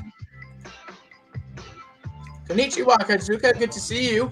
Next up, we have Koji Yamamoto, Oh, producer God. of 2020's back. A Whisper Away. It's back. 大好きだよ、太郎。これは私ムディが大好きな男の子に会うため猫になるちょっと不思議な物語。皆さんこんにちは、山本浩二と言います。企画会社のツインエンジンという会社とアニメーションスタジオの Oh, you ラ mean ジ the オクルー 3トのラジオを seconds しておりま of す。 Stranger Things that was supposed to be new? 無限大謎人間もいらないんだってさ。言葉を泣きたい私は猫をかぶるをネットフリックス映画という形で公開して一番感じたことは、ネットフリックスが世界中に新しいお客さんをつなげてくれているんだなということです。 Plug in my power source. ペンギンハイウェイ、泣きたい私は猫をかぶる新作、すべて世界中のお客さんに一人でも多くの人に見てもらいたいと思っています。泣きたい私は猫をかぶる。I'll watch that. I like cats. い I らっ watch し a ゃい show about a cat. お一人様ですか？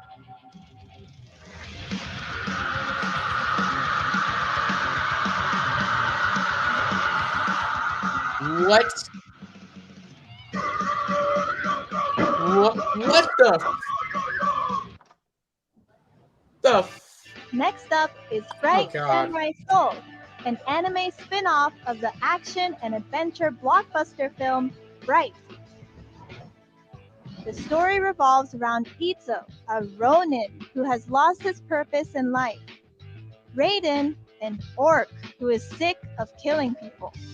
And Netflix is Sonya, on. an elf girl with Yeah. has a mysterious power. Yeah. I can't wait to watch Bright Samurai No. Soul when it hits Netflix October 12th.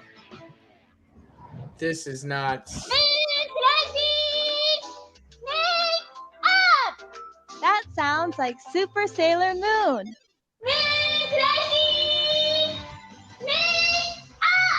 The pretty guardian in a sailor suit.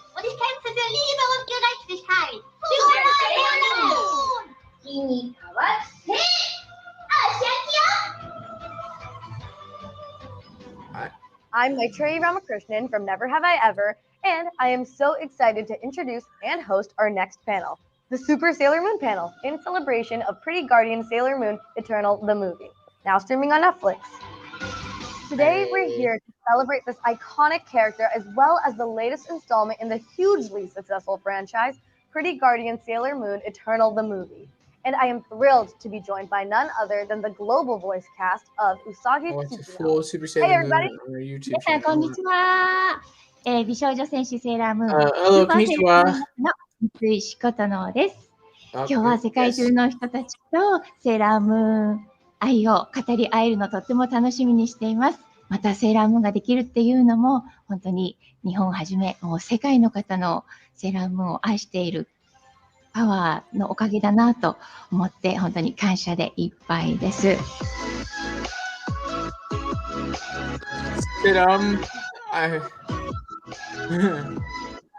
I hope you enjoy the rest of the show. Oh, I have a secret to tell you before I go. We have some more surprises for you on Netflix anime. Only at Tudum. See you next time. Bye. Okay, I'd really not like to see you again, but bye. Keep watching Tudum for a special Yes! announcement of the coming film. Yes! Oh! Here we go, Cobra Kai. I know you guys want to see a sneak peek of season 4 of Cobra Kai, and so do we. But for some reason that I'll never understand, Netflix put the cast in charge of getting us the footage, and like we haven't received it yet, right? Oh yeah, I don't think we have. Let's give Jacob a call. Jacob, you there, bud? Yo, Finn, Caleb, what's up, guys? Hey, Jacob, do you know what's up with the teaser video? Everyone's kind of waiting. Right. The big video. Yeah, we never really gave that to you guys, huh? Yeah. Can you just email me that video file? Ooh, sorry, no can do. Internet and stuff, it could get hacked and fall into the wrong hands, so. We're literally showing it to the world as soon as we have it. You know, and besides, email is way too slow. You need it immediately. And I have the team that can get that done. Don't worry about a thing, boss. Whoa, hey, no bosses here. Just two dudes trying to give the fans what they want. You got it, boss. I'm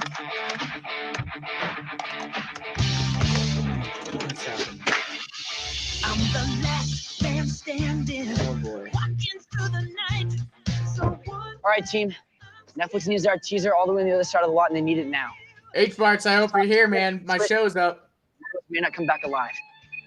So who's in? Let's do it. Wait, come back alive? Great. Already downloaded the video file I and the think VHS. that's probably me. Okay, yeah, I see it. Because it'll be awesome. There I am. But we need to look the part. Okay. So, I see shooting it up now. montage? all right. 1, 2, 3, go!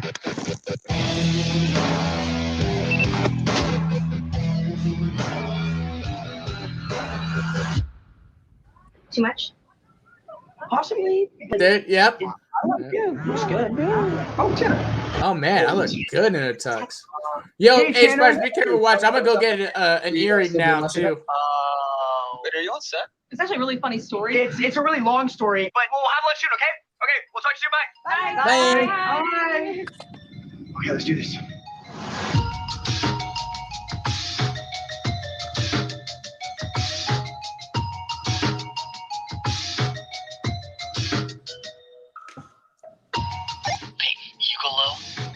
That's Anthony. That is me. Yes. There I am, right there. I got Blue Beetle coming up. I'm actually in prep for that right now. Starting the workout sessions. That version is a time variant. He hasn't hit his nexus point yet. What are you doing? No, he already did. I already went in and switched out. I took care of that. Yeah. No, okay. Cameron, this is not from the show. I think this is a promo. They're delivering the teaser. Oh, no, you got the wrong one. Oh, no. Yep. Yeah, that is totally me. I get attacked by hawks all the time. It's a real problem here in Nevada. Hawk attacks. Okay. Hawk. I'm in position. Getaway car. Are you in position? Quiet. Okay, cover me. I'm going in. This isn't too bad. I mean, I can't. Oh, hey, is that a delivery? I can help you with it. No, this is a tape. I mean, it's a grape, like small fruit. That's right. Go away, please. The egg has fallen out of the nest, and the wolf is very hungry. Sure. Super hungry. Can you get me now? Find me. I'm sure. Oh.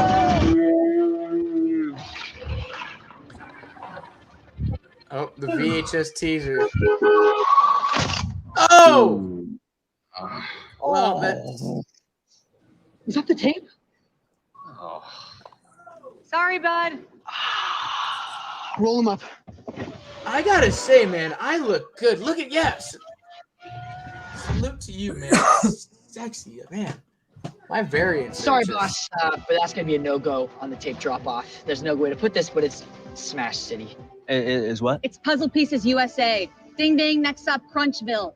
Yeah, tape shards everywhere. Un cassette omelette. Celluloid sandwich. Yeah, the taper is now vapor. Please advise. Yeah, I know. It doesn't matter. We asked somebody else the second this got dramatic. Yo, yo, yo! Tanner? How'd you pull that off? I emailed it. Oh, yeah, right. I guess that's one way to do it. Hey, boss, you wouldn't mind having a hard copy? Yeah, we're good. Copy 10-4. Spy team out. Enjoy, everyone. Spy team out. Okay. Here it is. The official teaser for Cobra Kai. Well, that was a lot just to get to this. Many of us used to be enemies, but rivalries don't need to last forever. The All Valley tournament is just a few months away. The stakes are higher than they've ever been. We know that Cobra Kai is going to use every dirty trick in the book. There's only one way we're going to be able to beat them. By kicking their asses so hard, they shit themselves. Yep. They strike first. We'll pre-strike. We're getting ahead of ourselves. We're going to take back the valley. Take it back in a measured and organized approach. We bite first.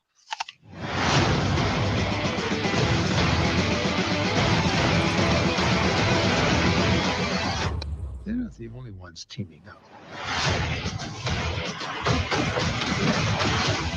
If you would have told me a year ago that our family's safety depended on winning a karate tournament, I would have thought you were joking. Here we are, living in the Twilight Zone.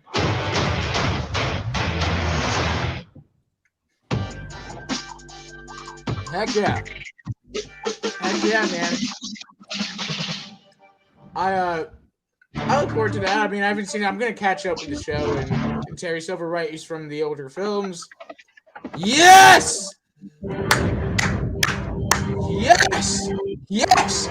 Yes! You're hoping if you spin the chamber enough times, you're gonna catch a bullet. Oh! Yo, this movie. Fire!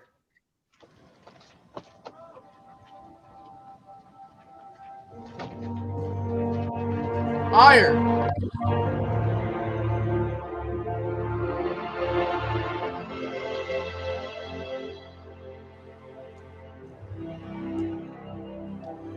My boy Chris.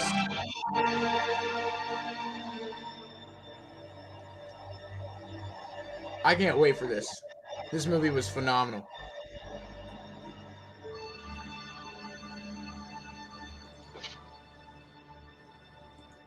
Oh. Yeah. Now tell me. He done swims out. You already know. Tyler? Yes!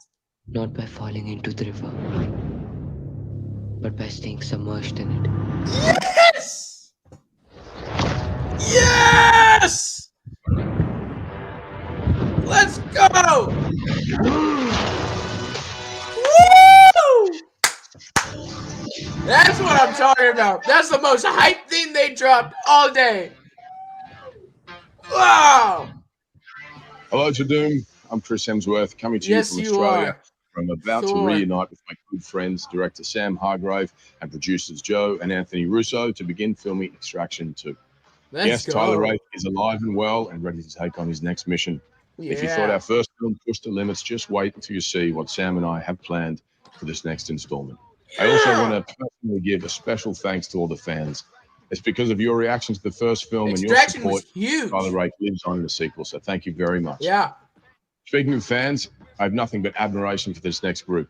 Some of the biggest and baddest action stars in film today. Some of my favorite actors, though I do have to say one in particular stands out. She may be my wife. How the F does any movie make sense? Kicking off the next Tudum panel, here is Netflix own Bosma St. John.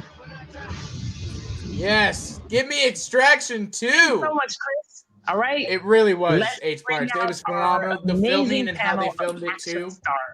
Loved Charlize it. Theron. Woo! Loved this one too, man. You just missed Extraction 2. Emmanuel. I was watching on the TV. And Elsa Pataki. We are some tough women here talking about tough characters. So I'm really excited to talk to you about badass women. Yay! Here we go. I enjoyed the Old Guard a lot as well. Sometimes we think of the idea of physical toughness as just that, you know, using your body. But there are often times when physical toughness is also expressed in a different way. Is there a particular character that you have played that you think really embodies toughness? I just think as actors, you have to have a certain level of mental toughness just to endure everything that we have to do to make it believable, and then still also operate in our own regular lives and not let regular life stuff bleed into what's going on when you're on set. I feel like what most of my characters have had in common is that they are survivors and they fight until, you know, there's nothing left to fight for. So I think I always try to go to a place in myself where it's emotionally and psychologically kind of credible and that I can relate to it, if that makes sense. There's no celebration of Willem Dafoe in something like Extraction 2. toughness without watching vulnerability and failure and watching a character kind of go through that arc, that full narrative of earning their toughness. Well, let's talk about that. Let's talk about this combination of physical toughness and unlocking emotion. You know, you have to train, I'm assuming, very hard for some of these characters. So in that training, have you found that the physicality of it has helped you to unlock emotion? I like pushing my body. I think if you, want to play in the sandbox, you got to be ready for some, not being able to like sit down. That's when Her it in gets Old Guard really was great. juicy Her in and Atomic fun, Blonde. because so much of fighting style, how a person fights, will say so much about who they are. With Army of Thieves, we were doing quite extensive kind of training. We were doing like gun handling and team scenarios where you all come in and you're like scanning a room and learning all these kind of like army tactics, really. And the idea that you are part of a unit and how every person's kind of what they do essentially affects you. And so that was a really great team building and learning experience. Do you recall a time when you felt your most courageous? I had one that is like monkey bars, but like a very big distance. And you have to do it with one hand and jump one at the other one. And one is a huge distance. So we had to train it a little bit. And I was like, I'm not giving up, I'm doing this. And I remember just having my hands were wouldn't open it. Like seriously, it looks amazing, but I would never. Blisters on your fingers. Elsa, do you feel like that show, The Ultimate Warrior, where that competition show where people are doing it? That's exactly exactly the same. That you're like, oh, this is real now. You know, like I feel like in all stunt things I've done, I like sustain injuries to a degree, like whether I throw out an arm or like I've gotten burns from like bullet shells. Domino. That's why you don't feel those things until you get back home. You're like, Domino. oh my God. Yeah. Where did it come from? I didn't even like what? It's true. You don't really feel it in the moment. But it's exhilarating when you are in the moment. And I will say that for me, I feel very strong. What is the appeal of this type of role? I mean, it's like physical, it's mental, it's perhaps injuries for life. What's the appeal? It's that old, saying, find something that doesn't feel like work. And so that's what it feels like. I think it's the challenge. I love action movies. I love them. So to just being able to do it and just prove yourself and prove the world that we can do it, no? Absolutely. I mean, we're all artists. I just think because we're approaching things as the artists that we are, we want it to be a new, beautiful painting or a provocative painting. It's definitely rewarding. I agree, Elsa. You know, this action stuff, like I have a background in dance and I've always been very physical and I enjoy it. I'm like, how can I stretch myself in a new way and like challenge myself, do things I've not done before and sort of maybe fall and hurt myself and then I'll try again and maybe I'll get it, maybe I won't. There's a lot of enjoyment that can come from that. I've always loved how you through your body can kind of go deeper into stuff. So I try to do as many of my fight scenes as they allow me to do, because if I can do it, it will be like a realness and an urgency to it. To see action and actors doing it, and you can feel the blood in your mouth. You can smell the sweat. You can feel the pain. I've been asking myself the same question. I don't think us mortal humans understand I don't know what any of what this it has really to do with takes Matt to Jarbo, get but I know into shape they'll for the connect it. characters and the roles I'm that sure. you use. So what is it like? As you say, there's hours and hours that you start like 6 weeks before and you go for like 3 or 4 hours every day learning all your fights, which is like also in your head. Apart from your lines, it's all this memorized of all the movements that you have. It's like a dance, but you have to know them all and you have to do it like right, the other and the other. Okay, now it goes that. So it's a lot of like brain burning, and you have your diet and then you go home and you have to put the kids to bed. It's just like, Every single day I drive in my car and I go, God, I'm really lucky that I did am like in that my old guard movie though. I get to I go really and liked kick some it. ass today. Like I drop my kids off at preschool and then I go to a gym for 4 hours. I'm the luckiest girl in the whole wide world. Love that. Charlize, I love Andy. The feeling was instant. I was here for Andy. How are you feeling about this next installment? Because I cannot wait. I am so excited. Yay, no pressure, huh? Yeah, listen, I mean, once I realized that she was like everybody, immortal, questioning why she was Badass here, is what she her was. purpose was. And for her, obviously, not being able to die was a burden. And so how do you then lose the thing that you don't want and realize that you actually do want it and that you should have probably been more grateful towards it? And so once we figured out her immortality and making her mortal again, she became very human in that moment. I mean, I'm so here for it, okay? Andy and the old guard. So thank you. We're ready. Yay. Okay, so now Regina and Zazie, I've heard so much about your film, The Harder They Fall. I think we're all very excited to see how you interact and how y'all fight. So maybe we can look at a clip that you have together. Ooh. Oh, I can't wait for this, man. Killer. Woo!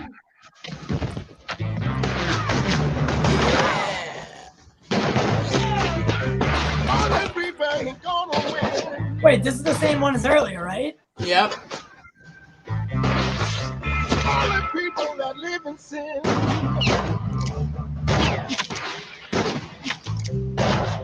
In the day you bring a fire, you're dead in your blood. Ooh. I mean, so cool. I'm terrified, and I'm also very excited for this film. Y'all crushed that scene. And we had two awesome it's the live action version of Red Dead Online. I'm so thrilled for it. I mean, it's gonna be pretty knowing that wild. It's also primarily all black cast, I think is fantastic, obviously, in this genre. Can you talk to us a little bit about what made it really special for you, given that this is an old genre seen in a new way? What I really love about this film is that it's simply bringing to light the existence of Black cowboys, of Black people in the West. 25% of the cowboys were Black. A lot of them ex-slaves, a lot of them free people who just moved to the West because there was more opportunity, less law, and people could build. And as most projects are, I mean, I'm attracted to ensemble pieces. Trudy and Mary and Cuffy, all three of these women, their existence is not based on any man. They're no one's wife, they're no one's mother, they're full women. And the women that they are has nothing to do with the man that they're with. And I think that was very unique to see that many female characters that move like that in the same space. That was exciting. Oh, that's super exciting. Gosh, I mean, y'all are both just bad as hell in this film. Just love it. All right, Natalie, now you began your career in musicals and in the theater, and now you are a bona fide action star. We have proof. So I think we should look at the clip and see you in full action.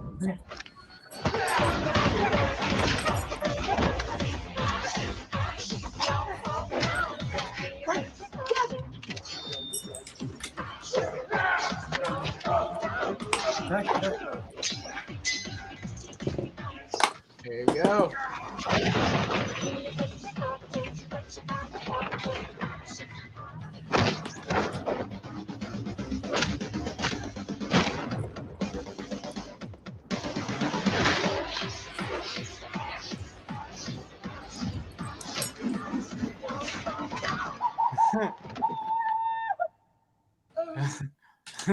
How fun.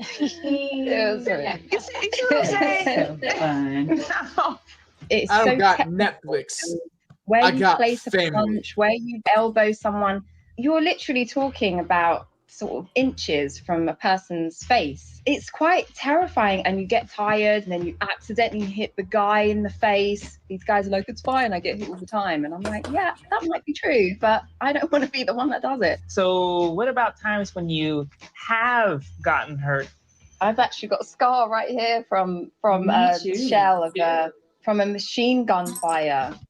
Hit me, like the shrapnel from that, like was in my arm. That was a real wake-up call of actually how dangerous some of these stunts are and some of these things are, because like that could have hit anywhere. Yeah, I've had like 3rd-degree burns from shell casings. I fell on my top, burned my boobs really bad. I still have a scar. I've chipped my teeth. We shot a scene in a tunnel, and there's like rebels running in the tunnel, and we're hiding under this blanket. And then one of the rebels breaks the window and pulls the blanket away. And I'm hiding on the blanket, looking right into the camera, and the camera gets stuck in the blanket. So when he rips the blanket off, the camera just rams into my face, and I got like double fractured nose and like a concussion. So I was like, there was blood everywhere, and it was chaos. Well, I think I have sustained an injury during this panel because there's now a permanent crease in my forehead from looking at y'all confused at the fact that you choose to do this. So, well, Elsa, you know, one of my favorite characters is the one you played in Fast and Furious franchise. How did that role prepare you for the character you played in Interceptor? We had like a SWAT team just training us for a few days, you know, how to move, how to just like get in a room and just like how you hold the gun, how you just like defend yourself, all the movements that you do, how you clear the space, and all those amazing movements that you were like, oh my God, it's really complicated, more complicated than you won't ever think. Well, look, there's something fun for y'all to create for us and for us to enjoy watching. So thank you very much. Thanks. Thank you all for joining us. This was the best time. Bye. Thank you so much. Now, missing from this action-packed panel was Halle Berry, who's got her hands completely full She's not only starring in the mixed martial arts film Bruised, she's also calling the shots from the director's chair in her feature directorial debut. But of course, Halle sent along something just for you. So let's take a look. Here we go, guys. Pictures up. Pictures up. We are rolling. Rolling. This movie has been a labor of love for me. Being both actor and director is one of the hardest things I've ever done. Directing was certainly a new challenge to face, a new battle to win. I've spent my career making a way out of no way. But directing has given me the opportunity to tell a story through my own lens. I love the fight genre because we're all fighting for something. Whether it be to be seen or heard, we're all fighting to survive. This film is about a woman of color, which gives this age-old genre a new perspective. It's also about fighting to be a mother.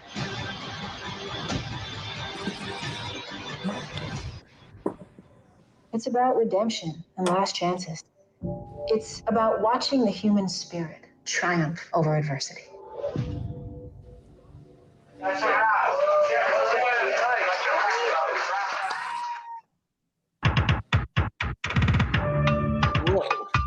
What the? Bring it up. I love Netflix. Chess can also be beautiful. What are your favorite Netflix shows? I would have to say Cobra Kai. Absolutely love watching Emily in Paris. It's Outer Banks. The Crown and the Umbrella Academy. We both love the Umbrella Academy. Oh my God, I want the Umbrella Academy. I've watched my favorite show on Netflix at least 3 to 4 times over. I blew through Sweet Tooth like in one night. Me too. And it was so easy. It wasn't like forced. I loved it. It was very pure. My family and I love to just like sit and we watch it all day.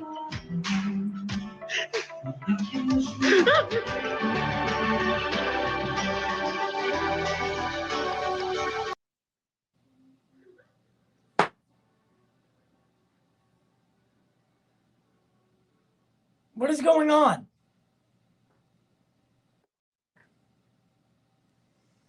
Sorry, I wasn't sharing my screen. One of them were. And you know you were the gamer type. Yeah, I mean, I'm not really dressed in the, attire. But, hey, for this next show, you don't really have to be a gaming type. You love it any which way. Arcane comes from the global phenomenon League of Legends, one of the most popular games in the world. It's an animated series that follows the origins of 2 iconic League champs and the power that will tear them apart. All in a world that is beautifully animated. Arcane is complex, layered, and completely unpredictable. This is an event series set in the League of Legends Now there's universe. TV shows about And video Arcane. game players. Both worlds, gaming and TV. Yeah. Here it is, the utopian opus.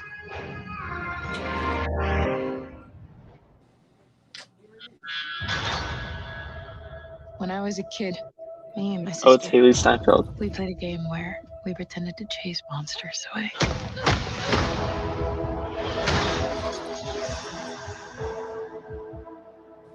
I'd say, no monster's gonna get you when I'm here. Then a real monster showed up. I have to find her.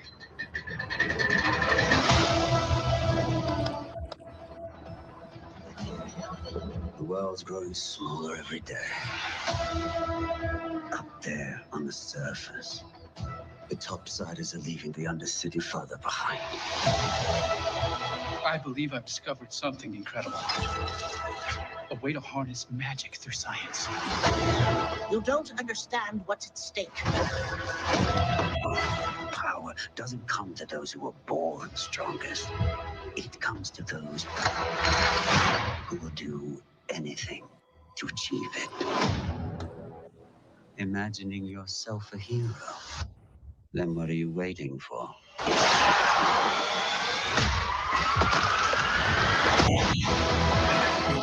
Whole lives may be lost. The Undercity cannot be controlled. Then we have to go in by force. What have you done with my sister? I'll give her your regards. This cycle of violence will never stop. She's too far gone. I have to try. This actor doesn't look so bad. Don't ever lose it. Protect the family.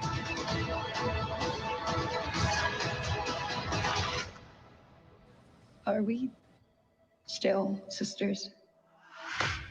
Nothing is ever going to change that. Haley Steinfeld is booked and busy with Disney Plus, Apple TV, and Netflix now. Next thing you know, she has an issue next thing.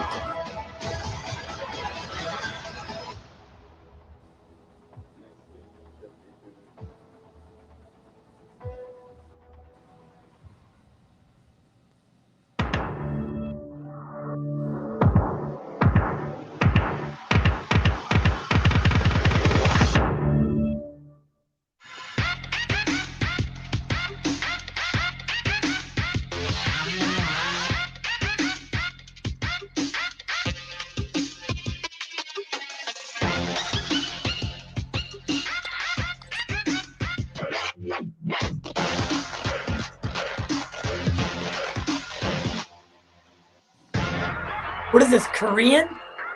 Yeah, it's Korean. They said new Korean content every month. So Logan got in my way, I couldn't see. So it looks like there'll be like 2 or 3 shows every month. That's Korean dramas or action comedies.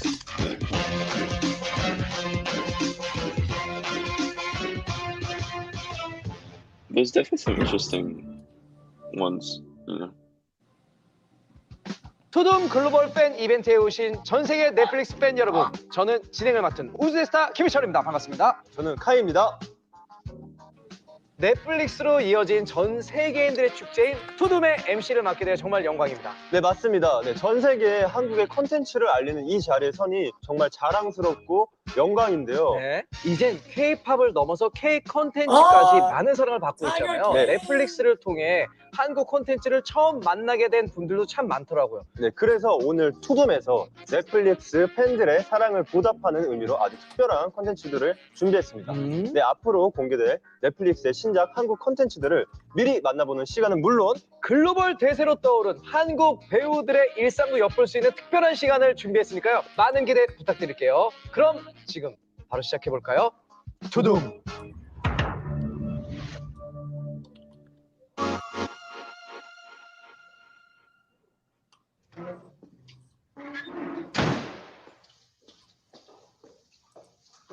네, 누구실까?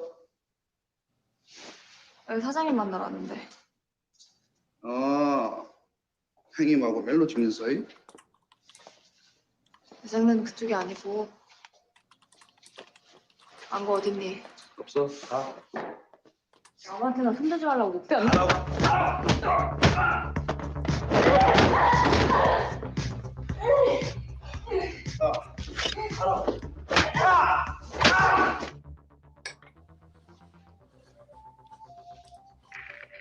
hilto야, 신빙 들어가냐? 예, 망고 약 들고 튀어나올 겁니다. 준비들 하십시오.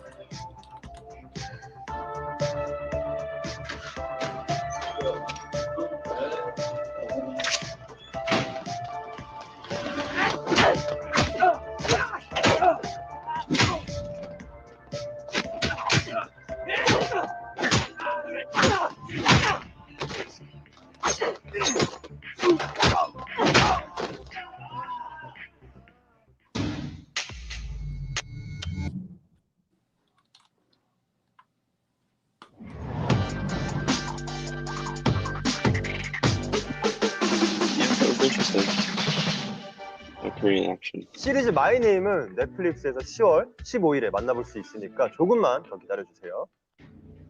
부산행으로 K 좀비의 이정표를 세운 연상호 감독의 신작 지옥 넷플릭스에서 공개됩니다. 지금 바로 만나보시죠. 먼저 천사가 나타나서 예언을 합니다. 먼저 예언을 듣는 수치인의 이름을 이야기하게 돼요. 누구누구 당신은 몇 날 몇 시에 죽는다. 그리고 지옥에 간다. 그리고 그 시간이 되면 그 예언은 지옥의 사자들을 통해 이루어집니다.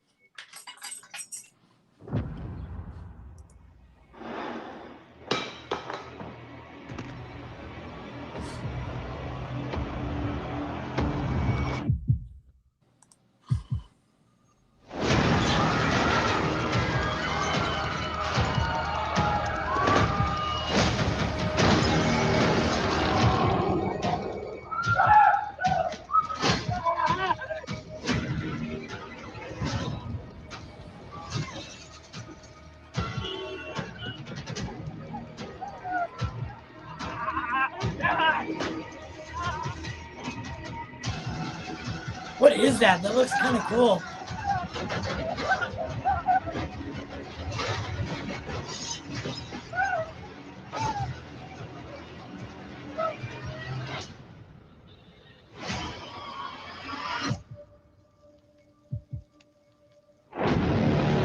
That looks interesting. Yeah, that actually looks dope.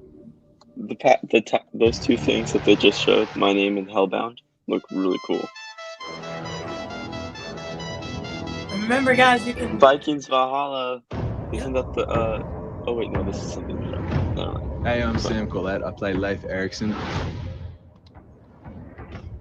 I'm Frida Gustafsson, and I play Freydis Eriksdotter in Vikings Valhalla. I'm Leo Suter, and I play Harold Hardrada. I can't wait for fans to see what we've been getting up to. So check out this first look, and we'll see you soon. This is Vikings Valhalla, only on Netflix.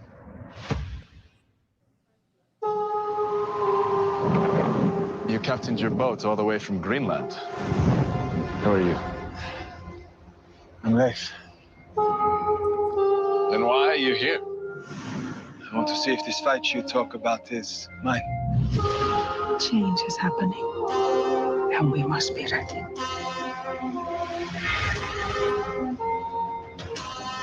The Vikings are still one people.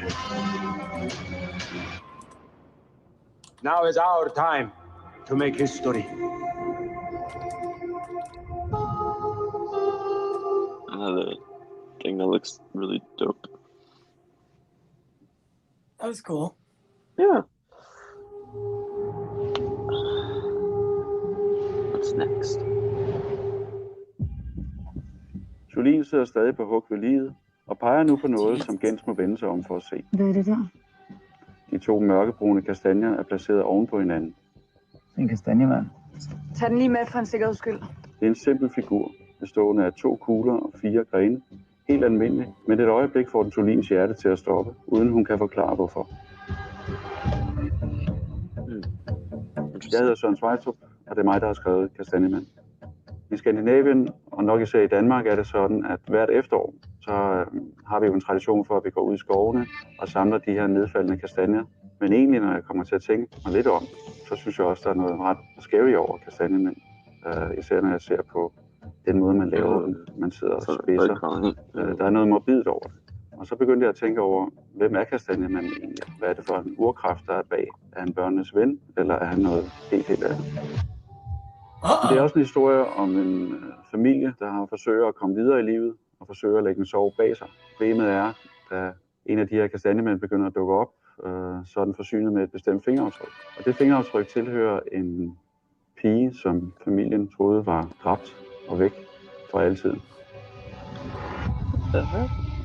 I en historie som Kastanjemanden er der en bad guy, som får blodet til at fryse til is. Ikke? Men selv bad guys er jo mennesker. Og i den der tusmørke zone, som barndom nogle gange kan være, hvor man jo laver kastanjemænd, og der formes man som menneske. Og nogle gange så bliver man helt menneske, når man kommer ud af barndommen. Andre gange så er man... Just reading the subtitle, it's very sad. Det er jo også en slags urkraft at slippe løs. På den måde kan kastanjemanden jo blive en enorm modstand. How the chestnut man is it? 여러분은 지금 투둠을 시청하고 계십니다. Not you guys again. After that, I don't want to go back to reality. Well, this is as real as it gets, dude. Did you watch Tiger King last year, like Yes! Will did? Yeah, while playing Floor is Lava in my house. Now that was the hottest show on Netflix. Nice. So like where you jump from couch cushion to couch cushion? Yeah, and you know what? I never lost. Okay, well, there may be some winners and losers in the next segment, but Netflix is keeping it real with the latest lineup of unscripted TV. And then we get Cowboy Bebop, which I'm excited for.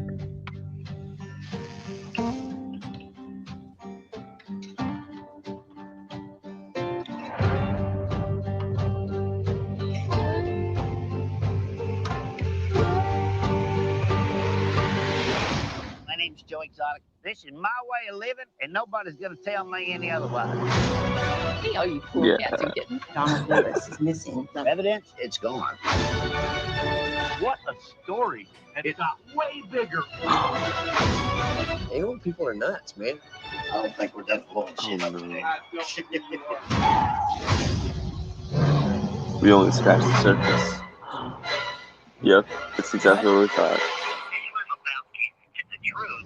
I'm looking more into the disappearance of Carol Baskin's ex-husband. Yeah.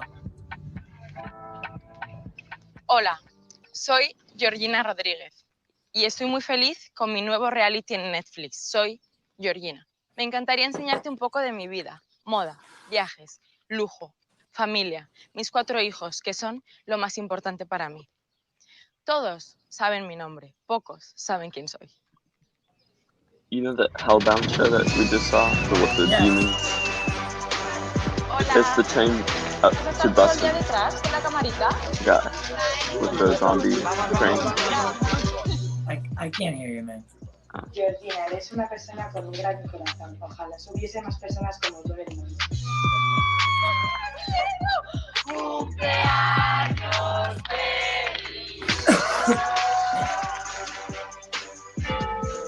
Is that Cristiano Ronaldo?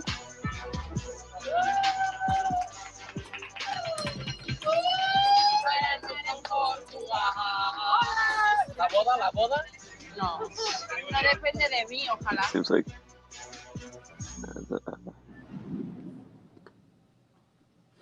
와, 여기야? 와, 설마 이렇게 좋은 데라고? 뭐야?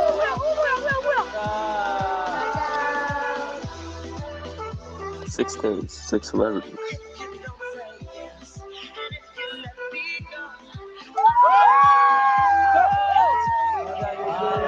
오늘 가셨으면 좋겠네요. 나 진짜 오늘 가만한 거 좋지. 야, 믿을 사람이 없구만. 여기는 작게 전투예요. 야, 형. 뭐야? 아니, 형. 형 진짜 저기 있어. 야, 씨. 와!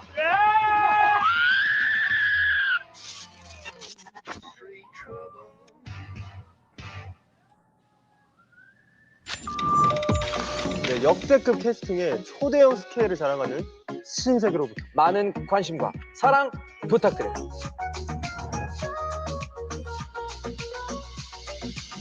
Zack Snyder? Nice.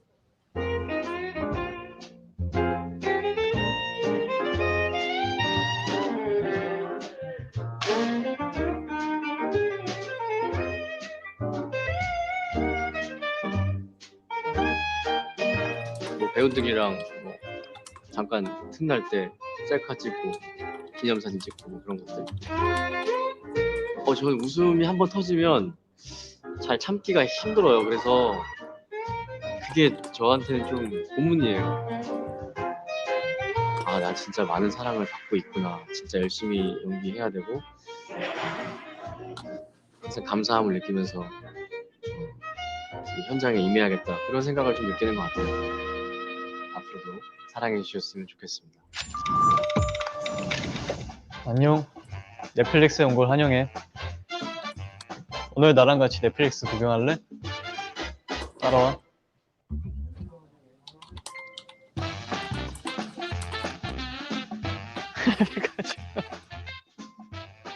와, 이때 진짜 고생 많이 했어. 이건 시즌2. 조조랑 처음에 키스할래? 그 분위기를 잘 살릴 수 있지 않을까. 나비, 예쁘잖아. 난 한 번도 진 적이 없어.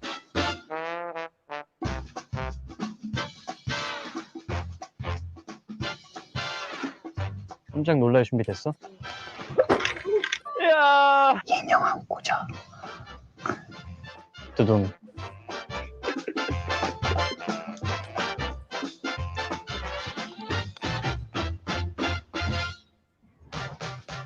아니 송강 씨에 이어 우리 정혜인 씨까지 오늘 심장이 진짜 남아나질 않겠는데 네. 투둠이 진짜 작정했습니다. 작정했어요. 여러분들이 뭘 좋아할지 몰라서 넷플릭스가 다 준비했습니다.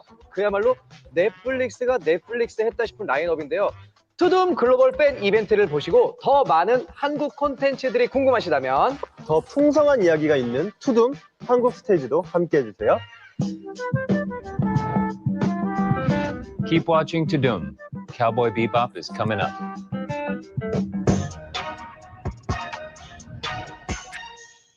Young famous. We have been together through and through. Yes.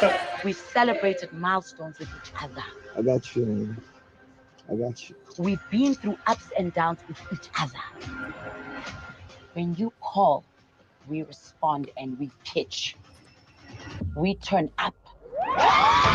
We're a group of friends living the African dream, living the lavish lifestyle that you want to, honey. Cheers to the bling bling. If you're in Africa, that's where the money is. Johannesburg is literally a port for every country in Africa. Everyone lives here. Being rich and famous is not easy. Just to really set the record straight. Oh, yeah? Your men have never banged.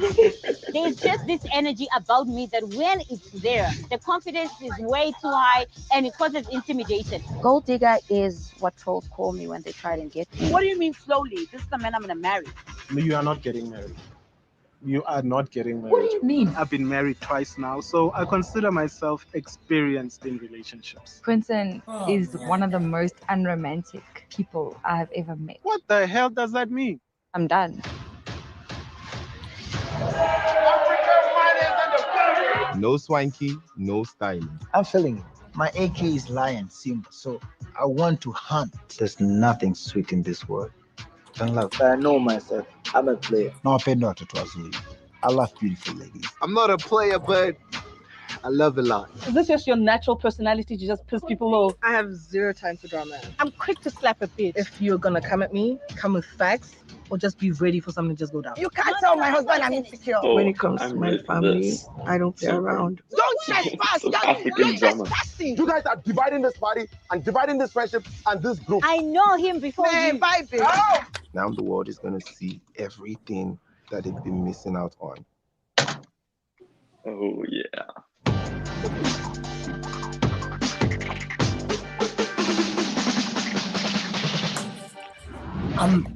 Two of those I like. Hello world, I'm Rutledge Wood, host of the only show that's hotter and steamier than season 1 of Bridgeton. Floor is lava. We've handpicked 3 teams of reality stars from some of your favorite Netflix series to take their shot at a room creepier than The Haunting of Hill House, The Haunted Attic. Fans will see this spine-chilling room when season 2 premieres next year, but you're getting an exclusive sneak peek right now. Also, brand new in season 2, the top 2 teams of every episode will have a final challenge to conquer to be named the winner. A big bad volcano. Details of that are more top secret than my Netflix password. Now, let's meet the teams and get to the action.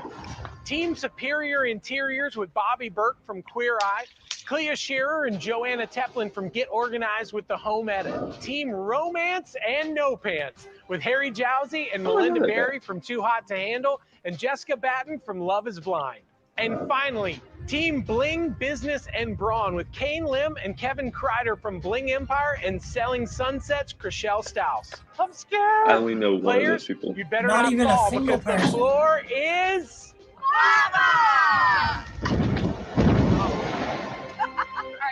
Or two, actually. First up is Team Superior Interiors. And it looks like Joanna just found the interior of that false top box. Okay. Can you reach? Oh, good job, Bobby! Bobby, I told you you're gonna win! Strategy from going into the game is to cheer Bobby in the best way possible so that he makes it across the finish line. Yeah.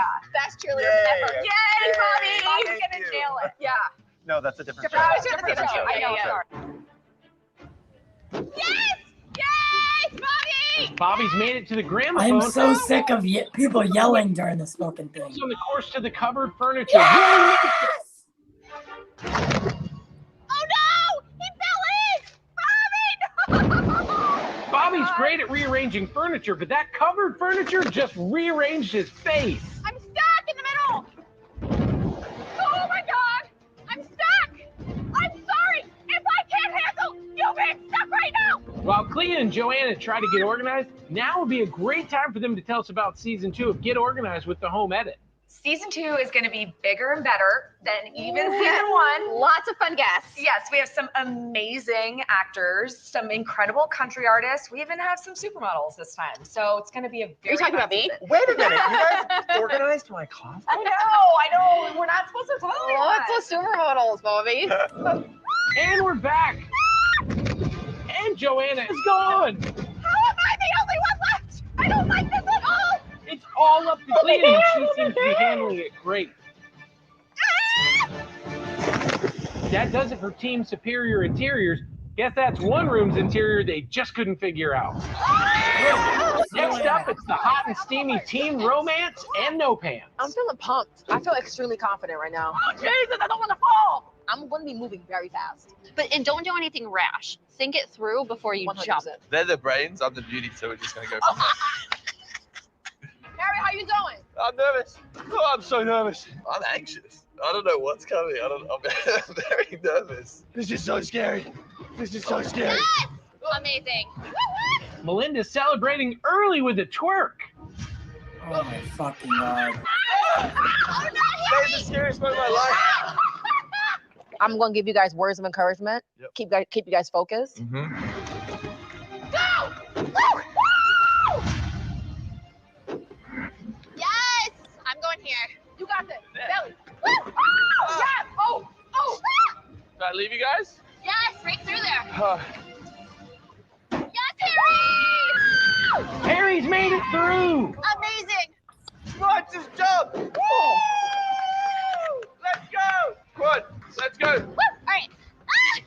I didn't do well in a pressure cooker situation as it relates to a relationship. So really just taking it day by day. Pressure cooker situation didn't work out for any of us. Yeah. Ah! No! Jessica, down. Let's go, let's go. You look drunk. You look like you're drunk walking. No!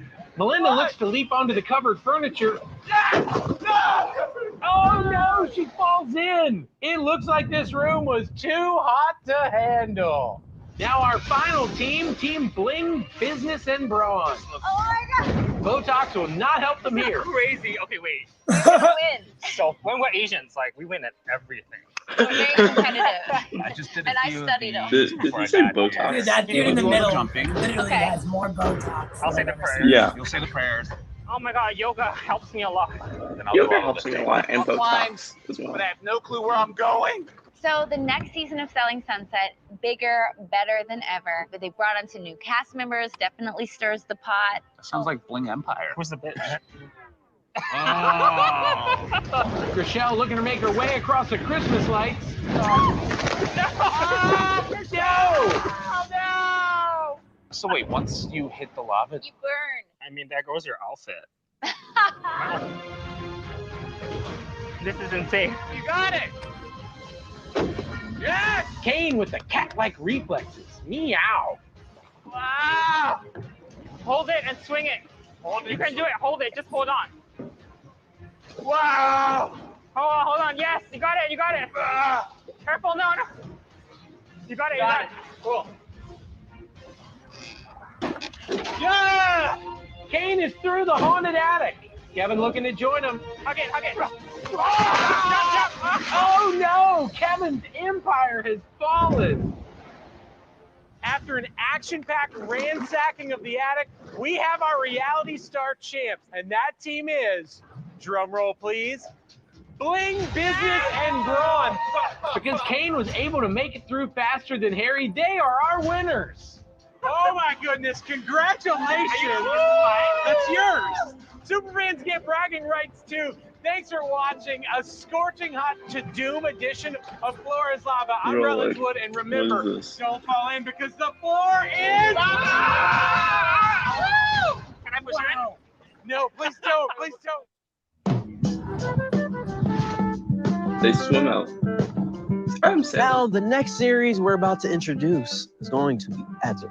Smashing together some of our favorite genres, space and westerns. Some of the coolest actors, like Daniela Pineda, Mustafa Shakir, and John Cho, whose flow is almost as good as yours. Thanks. Anyways, yeah, Cowboy Bebop fans, this is the animated galaxy come to life. Get ready. It has danger, it has action. Most importantly, it has killer music. So here he is, Spike himself, the super talented and amazing John Cho!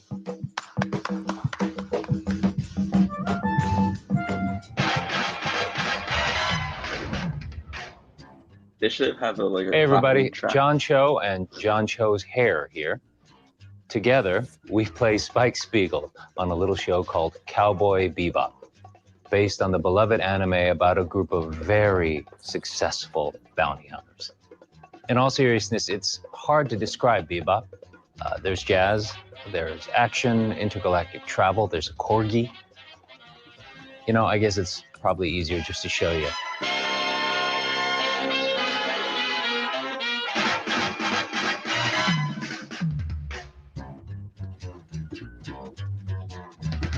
I think it's time to blow this thing.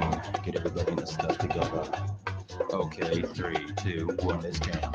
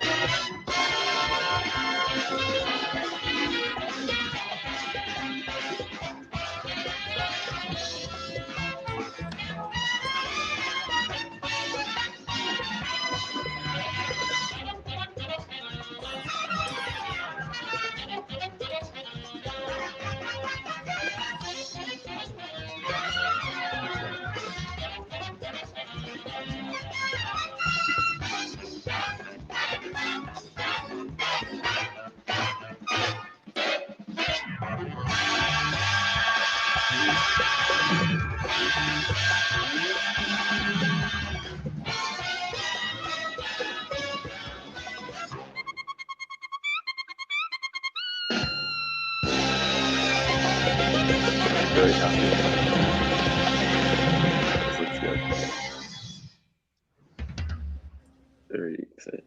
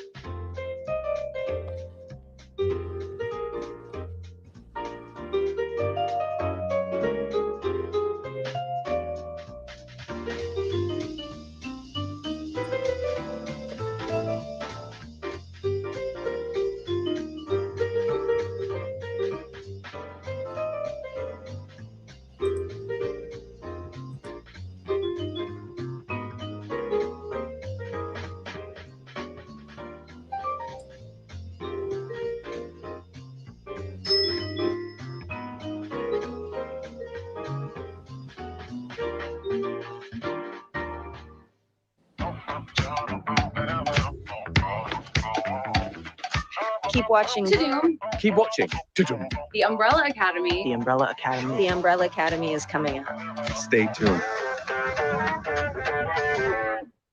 Sandman, hey, Boobala, what's going on? How are you? Jen, how are you? Hi, nice to see you. How are you? I'm good, honey. How are you holding up? I'm incredible. And Courtney Murder and Mystery Lisa, 2? can I say hi? Are they there? Put them on. Adam, come on. No, they're not getting old. No, they're not here. They're not always here. I like to envision that you guys are always hanging out. The reason I'm bothering you, I was thinking maybe we could get some dinner because I'm hungry. Always, yes. Well, hey, you know what? That's funny you say that. I think we should have multiple dinners. What do you mean? Like going around and traveling and eating a lot together? Right? I don't know if we can, Jennifer. Last time we did that, a lot of people died. So I'm scared of it. Honey, that was a movie. That was a movie we did. That wasn't. I know, but they were nice people, and it broke my heart to see them get killed. All right, no murders. No murders? No murders this time. No murders. Okay, well, you know what? We can do a few murders if we hang out, but just like or maybe more mystery. Make them a mysterious murder, and I'm okay. In. Yeah, honey, can you put Spade on? Put Spade on? What do you mean? No. Everybody just assumes I'm with David or Schneider. It's not true. You know that. No, you actually are. Okay, all right. You're right. Hang on. Yeah. David. Hey. Hey, honey, how you doing? Good. Hey, I got a quick question. When you and Adam are out of town for this thing, can I crash at your beach house? I like to skinny dip. Mm-hmm. Murder Mystery 2. Murder. We did it! Yes, we did. Our first official hosting for Netflix. You think they'll hire us again? Yeah, no. I'm pretty sure we'll be on Netflix again real soon. Thank you all for watching. We hope you had a great time. Wait, dude, you're making it sound like Tudum is over. I mean, there's so much more. Like Millie in the next hour. You're right. You're right. But our part is done, and we had a blast. Yeah. Now it's time to hand it over to a host that's much better than us. Oh, well, speak for yourself, then. All right. I've been called dashing on several occasions. All right. Yeah, Mom's always used the best words.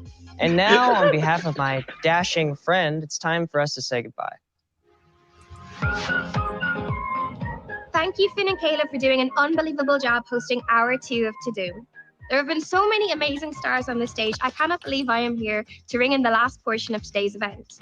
I'm Nicola Coughlin from Bridgeton, and although I have a thing for keeping secrets, I'm not holding anything back in the next hour. I will be your Lady Whistledown, bringing you all the hottest tea. Netflix has already revealed so much to get excited about, and in this final hour before we bid adieu, we'll check in with Emily in Paris and The Crown, then the cast from Umbrella Academy, get an inside look at the upcoming film Army of Thieves, plus Colin Kaepernick, more from Latin America, adult animation, and Don't Look Up, a comedy starring Leonardo DiCaprio and Jennifer Lawrence, then a chat with Millie Bobby Brown, and finally, Henry Cavill. There's so much to do. Let's to-do. So The Witcher is loud. First up, we say bonjour to Paris, where Emily and the gang have a good reason to celebrate. Yeah, to keep you. Yes, you might want to mark your calendars for what's to come, but don't take it from me.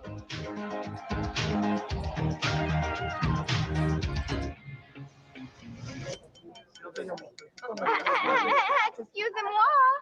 Guys, there's only one way to have a Parisian dinner party. What is it? Oh, dear. One to sip and one to spray. Oh. See you December 22nd.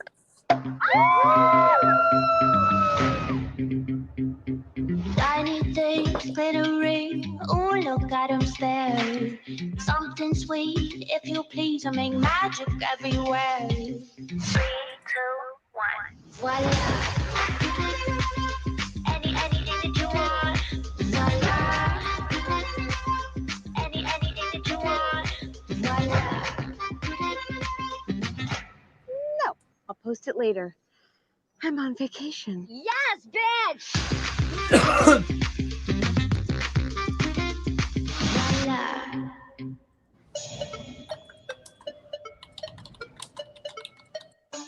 Hello, I'm Imelda Staunton, and I'm currently on the set of The Crown, where we have just begun filming season 5.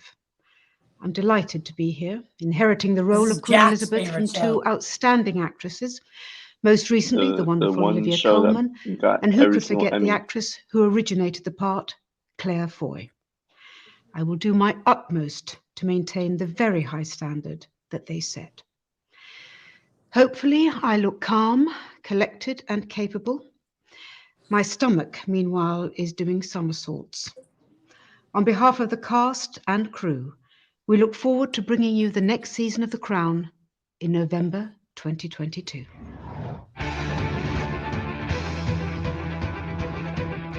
If royal drama is what really tickles your fancy, then you are going to love the new season of The Crown. I cannot wait for it. So I'm pretty sure Tudum only has one rule, which is when the fans want more, we give them more. That's true fan appreciation. Given that, I reached out to my friends who are fresh from saving the world from a global apocalypse for a second time? Yeah. Here they are for you, the cast of the Umbrella Academy. Let's do it! Let's go. Can you go full screen? Yeah. Hey everyone, it's Elliot. Just wanted to say thank you for all your continued love and support. We have the absolute best fans in the world, and what we wanted to do is answer some of your most burning questions. Hey, what's up, everyone? It's David. It's Tom. Hi, everybody. It's Emmy. Hello, it's me, Robert. Hey, everybody, it's Aiden. Hey, everyone. It's Ritu. Shooting the final scene of season 2 was incredibly fun. It was really funny. Justin Min had to wear a certain specific kind of hair, and the whole time I just kept calling him Baby Diego. It was really nice to be able to actually look at Justin H. Min in the face for the first time in 2 years. We didn't know all the details. So the surprise about Ben at the end was a surprise for us. Confusing because none of the actors that had been cast as Sparrows this year were actually cast yet. So there was just silhouettes. Don't Start Now by Dua Lipa. 433 by John Cage. It's a banger. Creep by Radiohead. Smash Mouth, World Star, All Star. I think it's My Way by Frank Sinatra. Stan, Eminem. Fun. Exhilarating. Chaotic. Debauchery and/or shenanigans. Chaotic? No. Hilarious. Hot. No. Destruction. S Club 7. There are 7 psychopaths in the movie Seven Psychopaths. Sins. Seas. Chocolate. Dwarves. 7 Dwarfs. Wonders of the World. Umbrellas. Golden brown. It's either Don't Stop Me Now or Here Comes the End. The Scissor Sisters. I did it my way. Everybody. Backstreet Boys. Backstreet's back, all right. Backstreet Boys. You know, that's probably everyone's answer. Morning bird. Oh, she is a morning bird. Okay. Night owl. Morning. Morning Bird. Night owl. Both. Morning bird catches the worm. Me or David or Aiden. Justin. Aiden. I certainly do it a lot, so it could be me. Me, Tom, and Elliot. 100%. If the 3 of us are in a scene, that's a wrap. We never get it done. No one. Me? Yeah, no one. Aiden's pretty good at not breaking. Aiden is pretty, I have to say, clearly the most professional of us all. What else is new? I suppose Christopher. No. There's just too many good ones to pick from. The Prodigy. Ad infinitum. Yes, the Millie Rock.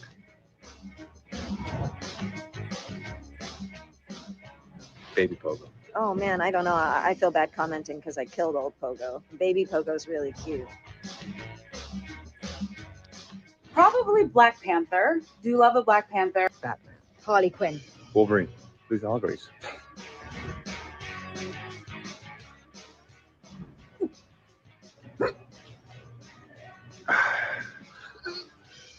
With the sound effect, because he always does a little like.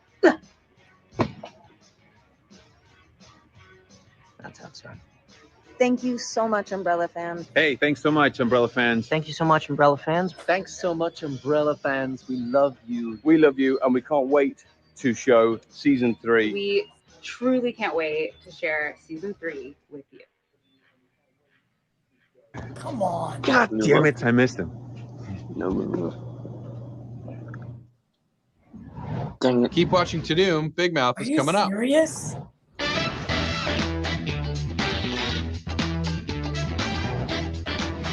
Oh, hi. Hallo? Matthias. Ich bin Dieter. Entschuldigung. Eigentlich bin ich Matthias. Und ich bin heute hier, um Ihnen einen unglaublichen, actionreichen Raubzug quer durch Europa vorzustellen. Eine Gruppe unterschiedlich talentierter Experten, die alle zur Legende werden könnten, versuchen 3 sagenumwobene Safes zu knacken. Noch Fragen? Nein? Doch? Viele? Okay. Holen wir die Profis dazu. These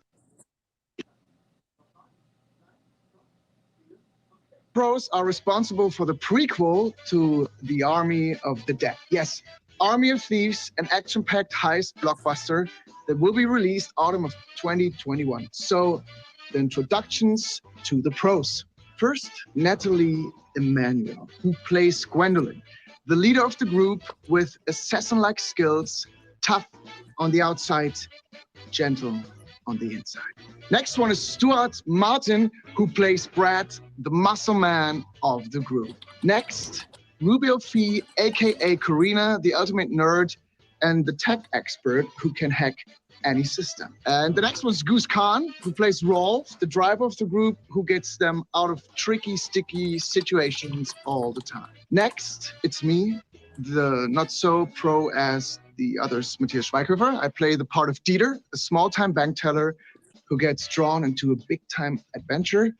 I also co-produced the movie and directed these amazing pros. And last but not least, the amazing producers, Zach and Deborah Snyder and Wesley Collar, who can make anything happen. Yeah, Matthias! Warm blood! That was amazing!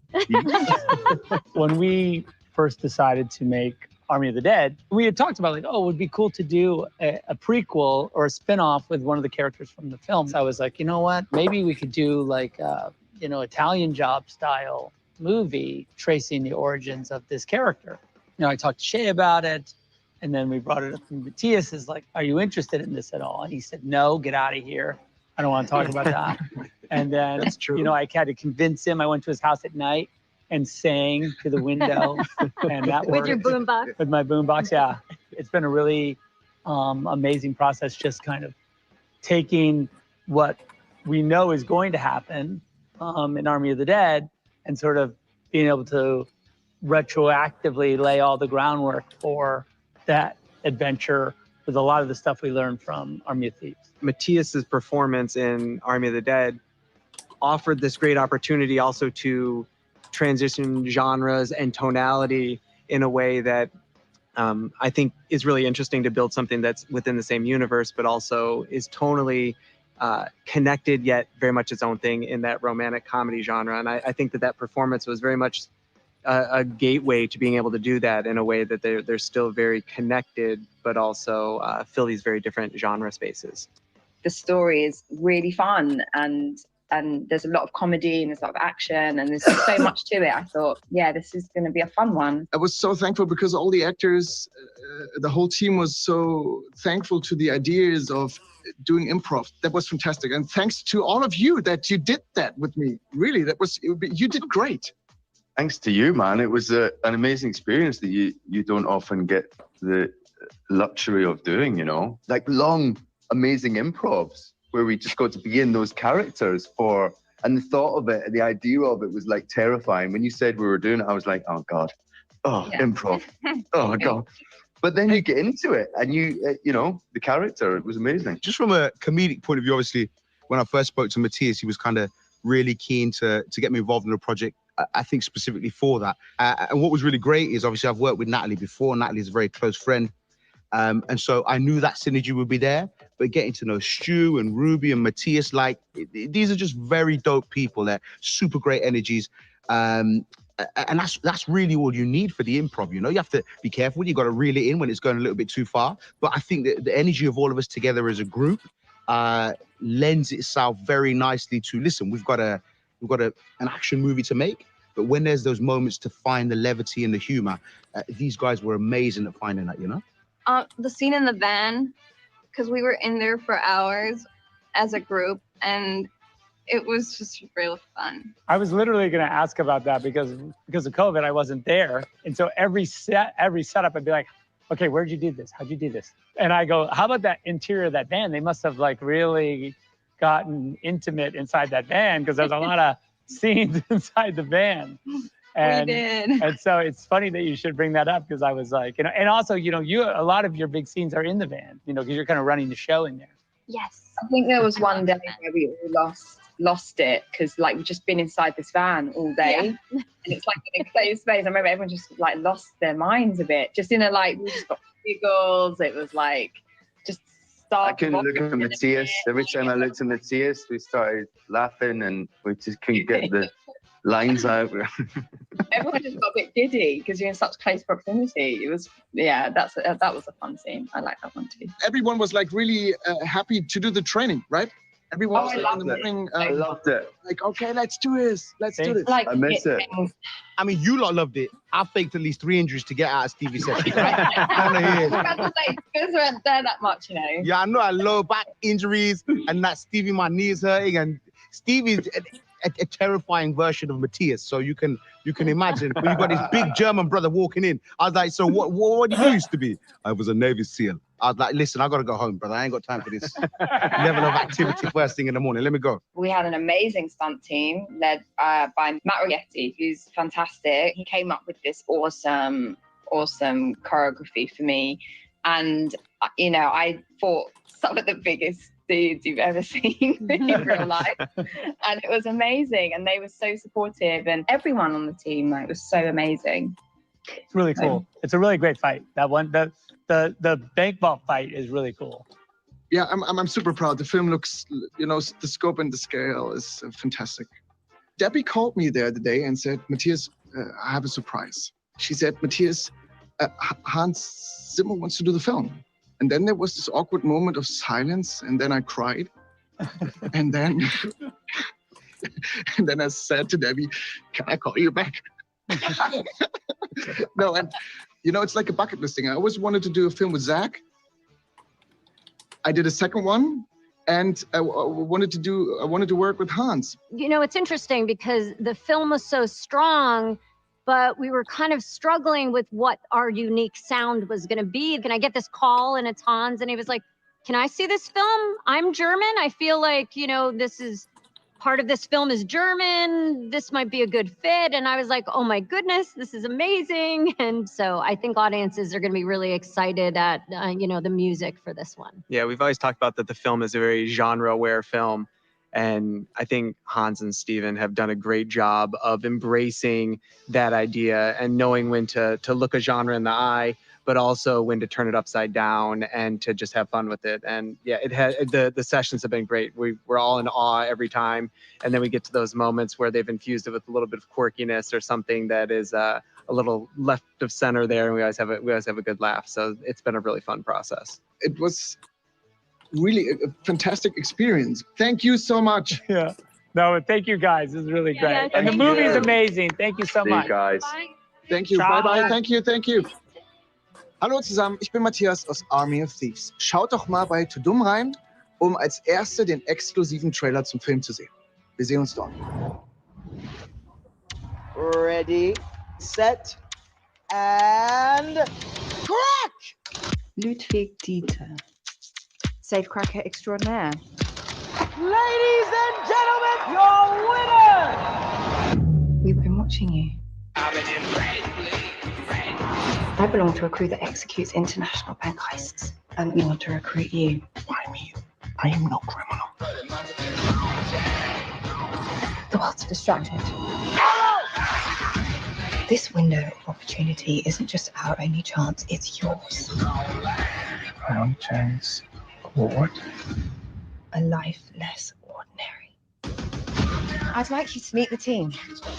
Karina, our master hacker, Rolf, our getaway driver, and last but not least, our very own real-life action hero, Mr. Brad Cage. So, is it like in a movie film where each one of us has a different skill set and it's only working together that we can pull off that which needs the pulling off? Yes, it's exactly like that. We've assembled from various sources the locations of the 3 safes.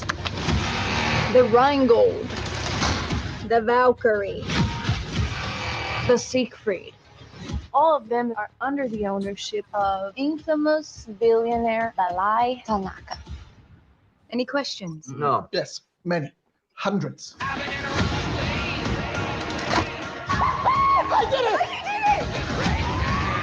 I catched him. Thank you very much. Go, go, go! Let's move! This is about becoming legends.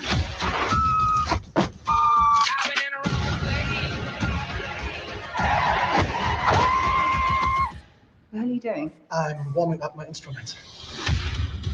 I've been in the wrong place, but it must have been the right time.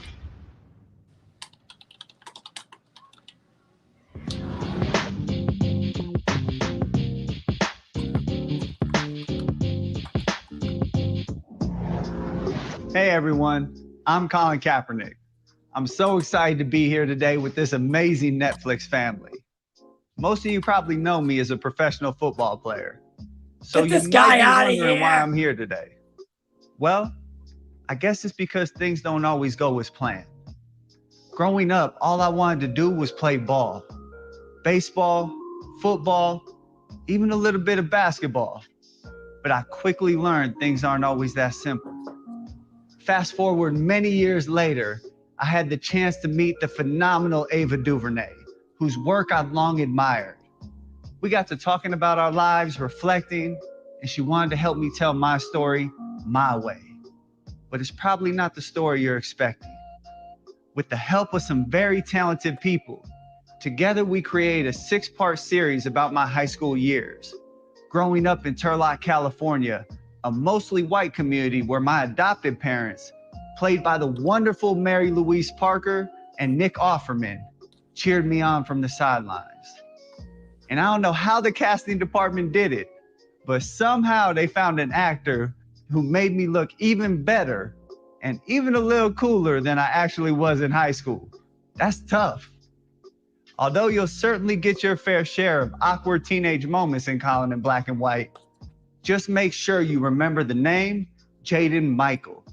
He plays early 2000s era me in the show, and he's an amazing young actor. He even got my throwing style down. My coming of age story also came with the realization of the world around me and the realities of how I fit into it. The series explores the racism I face, both from the people closest to me and systemically through institutions that have been in place for centuries. It is my great honor to exclusively share this first look from Colin in Black and White, one that will show you a side to me that you've never seen before as a baseball player. I bet you didn't know that was my first and best sport growing up. There's a lot of things you don't know, but I hope you give me the chance to share and allow you to get to know me, the real me, without prejudgment.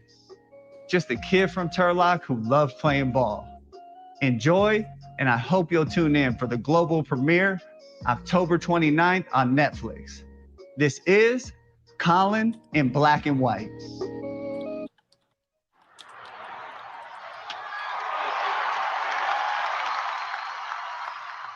Let me tell you something. There's an old saying in baseball, play the game the right way. It's something coaches tell players from T-ball to the big leagues. And it's something Romare Bearden, one of the best pitchers in the world during the 1930s, was very familiar with.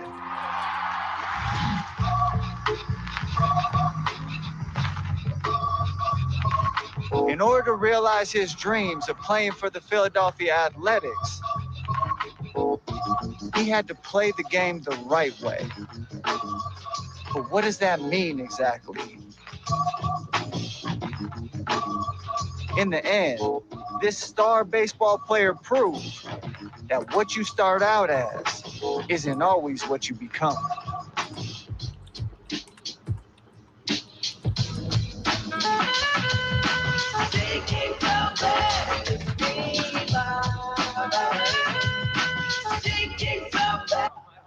As a kid, I loved playing baseball. A lot of people think it was my best sport. They're probably right. So why didn't Colin Kaepernick, the NFL quarterback, become Colin Kaepernick, the major league pitcher? If it don't feel right, then it's wrong. When I was in high school, I was always getting sick. The cold, the flu, if it was going around, I would catch it. But the sickest I ever felt was at the end of my junior year. Last game of the season. Play ball! Bottom of the 7th inning. Let's go, Pittman. Stay focused. Yeah, come on.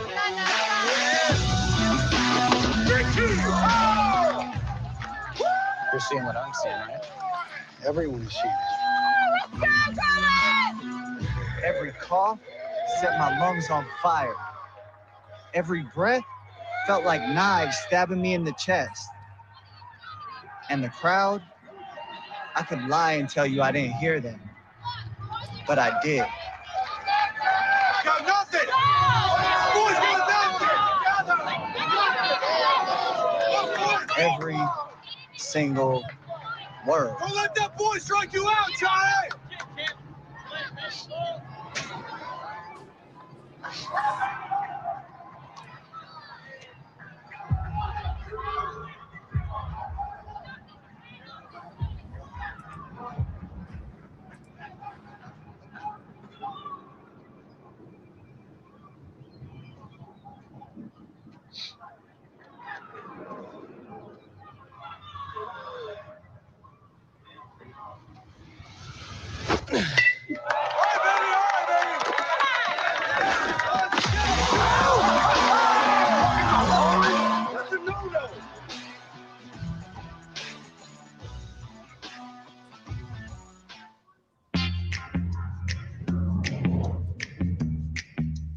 Now, if you're like me, then you like it spicy. The hotter, the better. And Netflix is serving it up muy caliente with the new Colombian production, Ritmo Salvaje. The series celebrates life, family, and music. Forget Netflix and chill, you'll be up dancing off your couch in no time to the addictive beat of reggaeton. Here is Gracie, star of Ritmo Salvaje, with a challenge for you.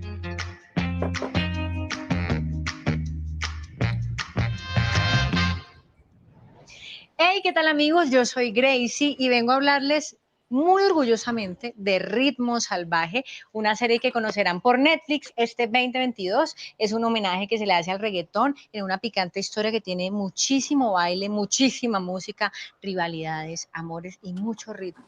Espero que les guste tanto como a mí, que me siento muy orgullosa de hacer parte de este proyecto. Y hablando de ritmo y de baile, ¿qué tal si bailamos un poquito? Les voy a presentar el TikTok Challenge oficial de Tudum. Queremos que lo hagan, queremos que se lo aprendan, que lo suban a TikTok y que pongan hashtag Tudum. Queremos que se unan a la fiesta.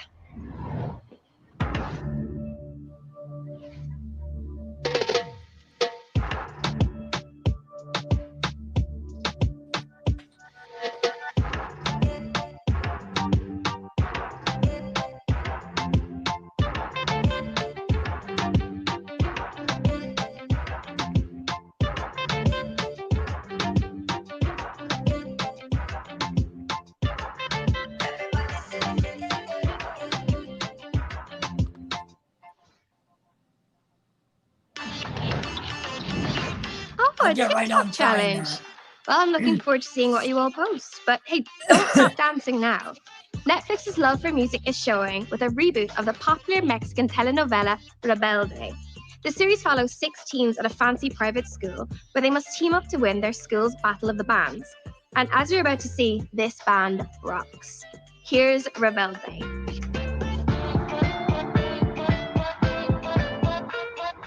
Hola. Hola. Sabemos que no puedes esperar ni un día más para ver Rebelde. pero todavía falta un poquito más para que se estrene. Para calmar un poco la ansiedad, tenemos preparada una sorpresa para ustedes.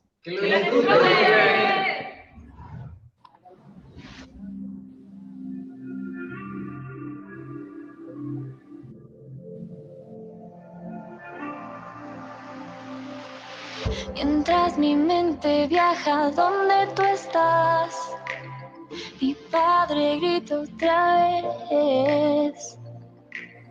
Que me malgasto mi futuro es su paz, con mi manera de ser.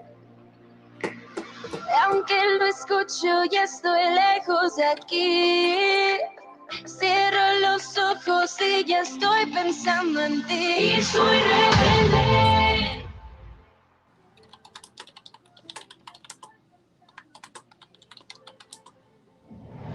Hello, I am Nick Kroll. I am the star and co-creator of Big Mouth in the upcoming series Human Resources, and I'm here to talk about the adult animation section of Tudum. Tudum? What is Tudum? It's the noise that N makes at the beginning of the shows. I thought it was Tudum, because this is a pretty Tudum name for this entire thing. Yeah, man, I don't know. I'm just trying to do my job. Yeah, well, trying to do our job, man. That's why I'm here, because I don't even get the DVD from Netflix. I don't even get the, I just have an Independence Day DVD on my coffee table, and I'm not trying to brag, but it is so scratched. Well, that's great. What are we supposed to be doing? Yeah, what are we supposed to be doing here? Lola, welcome. Oh my God, the pleasure is all yours. Anyway, what's going on? What are we doing here? Yeah, what's happening? I'm Coach Steve and I want to talk as well. Well, we're supposed to be talking about adult animation and, our new series that's going to be a spinoff of Big Mouth called Human Resources. Yeah, but I'm involved with that. That's a show that takes place in the world of the monsters, a workplace comedy, but we deal with life and death. And I want to speak as well. Okay, well, good job, Rick. Wait, so the kids aren't a part of that? No, the kids are not a part. Well, that's fine with me, because honestly, I don't even watch Netflix. I'm like Disney Plus. I'm like Cruella. I'm like Black Widow. I'm like everything on like Disney Plus right now. Well, that's not very helpful for you. And I only use Amazon Prime, man. That's where I get all my dog food. I didn't know you had a dog. I don't. Yeah, Rick eats dog food. It's pretty crazy. Anything else that we need to cover here, Nick? Yes. Well, I'm here to announce that the next season of Big Mouth, season 5, premieres on Netflix Friday, November 5th. Oh, that's awesome, man. I gotta get that on Amazon Prime. It's not on Amazon Prime. Yeah, what about is it gonna be on HBO Max? Or what about Disney Plus? No, it's exclusively on Netflix. Awesome. I love to watch Netflix on TV screens in a TV store through a window like the Kennedy assassination. Well, that's really helpful, Steve. Thank you. All right. Well, that's it. Thanks for watching. Enjoy the rest of the adult animation because we're done here. And now it is time to hear from a sentient psychic mushroom. Thanks, Nick. Big fan. What a talent, huh, folks? Hi, I'm Mike, a sentient mushroom from inside the center of the earth. And Netflix has paid me $20 in a water bottle with an N on it to announce our new show, Inside Job. An animated office comedy about the deep state? Sign me up! Now check out this exclusive clip already before I run out of pre-animated arm gestures. Have you ever wondered who really runs the world? Everything you know is a lie, and the people who are really in control are. Jesus, can we turn on the lights for once? Some of us have hangovers, all right? Our office manages every conspiracy in the world. Can you manage to show up on time? Reagan Ridley! You are so smart, but your people skills, whoop! Everyone remember to do time cards! Time cards! That's why I brought in someone to co-lead the team. Brett Hand, thrilled to be serving whoever gives me approval. You're just some yes man. Yes, man. These people are trying to push you out of the company just like you did to me. Dad, you weren't pushed out. You were fired. You almost exposed the deep state because you wanted a ride to Wetzel's Pretzels. You're lucky I called the snipers off. Gary, no. No. Ha ha. Save it for stand-up night, Gary. I know that I could make the world a better place. I didn't have to deal with all of this. The drone, bro! What the hell? Are you all high? Oh, God. Wake up, sheeple! Welcome to Inhuman Resources. I'm Mr. Mothman. I'm a Mothman. I'm getting kind of sick of all the feedback on my personality. I've worked my whole life for this job, and I run the shit out of this office. But HR was right about one thing. I am difficult. Bring it! Bring it! Suck my dick!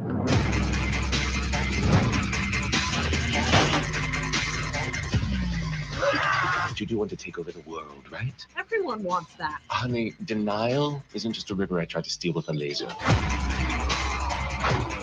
I don't think they're being honest with us about who's really in control.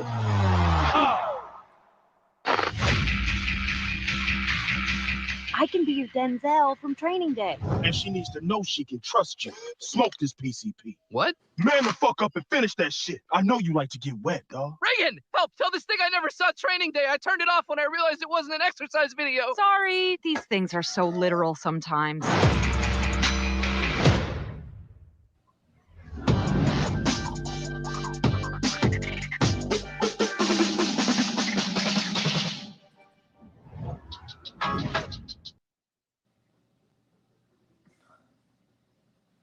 Come on. Just 1 second while Caden comes back in.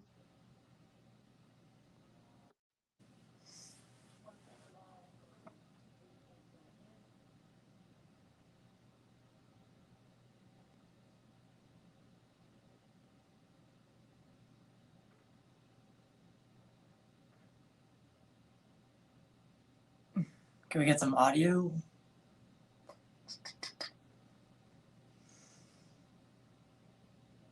For Lawrence. I'm Adam McKay. And our new film, Don't Look Up, is about a comet heading towards Earth. So let me ask you, Adam. That was so weird. What would you do if the world was ending in one day? I don't think I've had a good decadent cheesesteak and a crisp pack of cigarettes. I can't smoke anymore. But at that point, why not?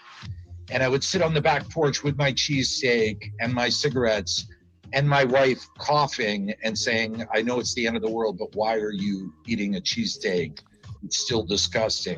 What about you? That sounds lovely.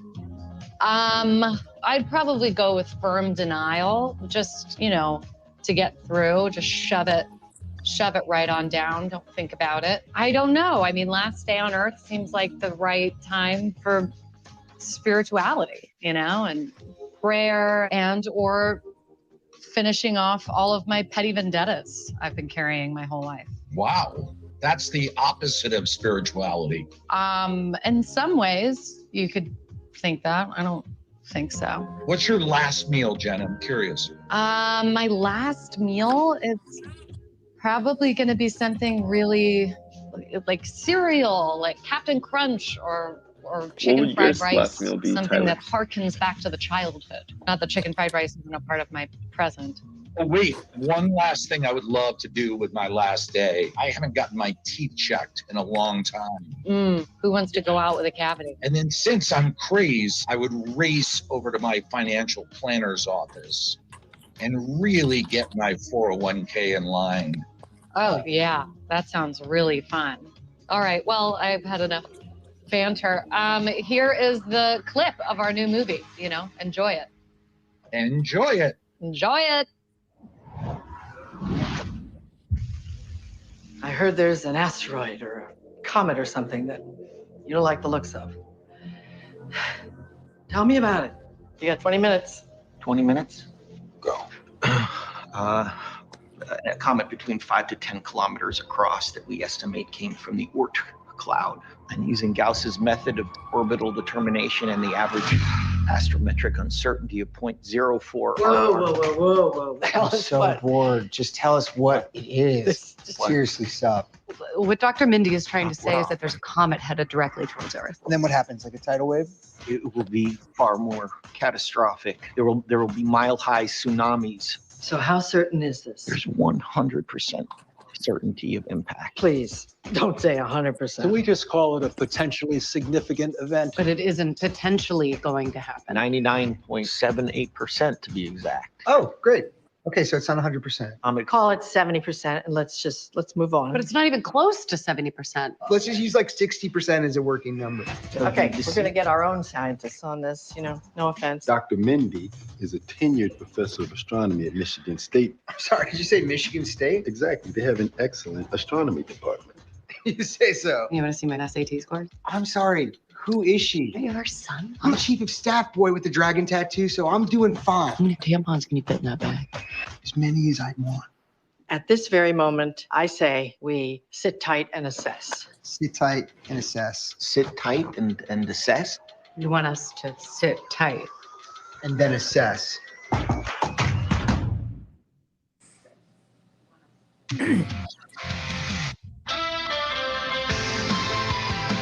As you've seen today, Netflix has some pretty amazing content, but it's you. That movie doesn't do it for all me. over the world with your passion, your creativity, and your love Don't to look make up Tudum, Yeah. the heartbeat of Netflix. I forgot So what thank you I did to forget everyone what we here were today just watching for and a your moment. I Netflix was like, wait, family what? worldwide.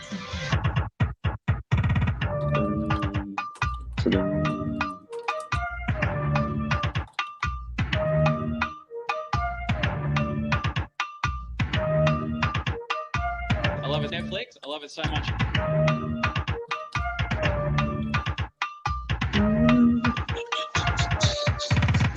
Put a finger down if you've ever seen Stranger Things.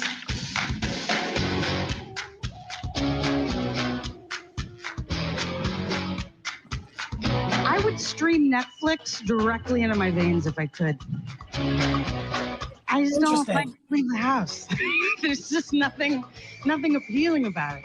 Go watch Crew Camp. How do you see you? This is so important to me and so many other people. Mira, Cayetanita, son las 8 de la mañana y es lo último que me apetece, pero te estás ganando una hostia a pulso, colegui.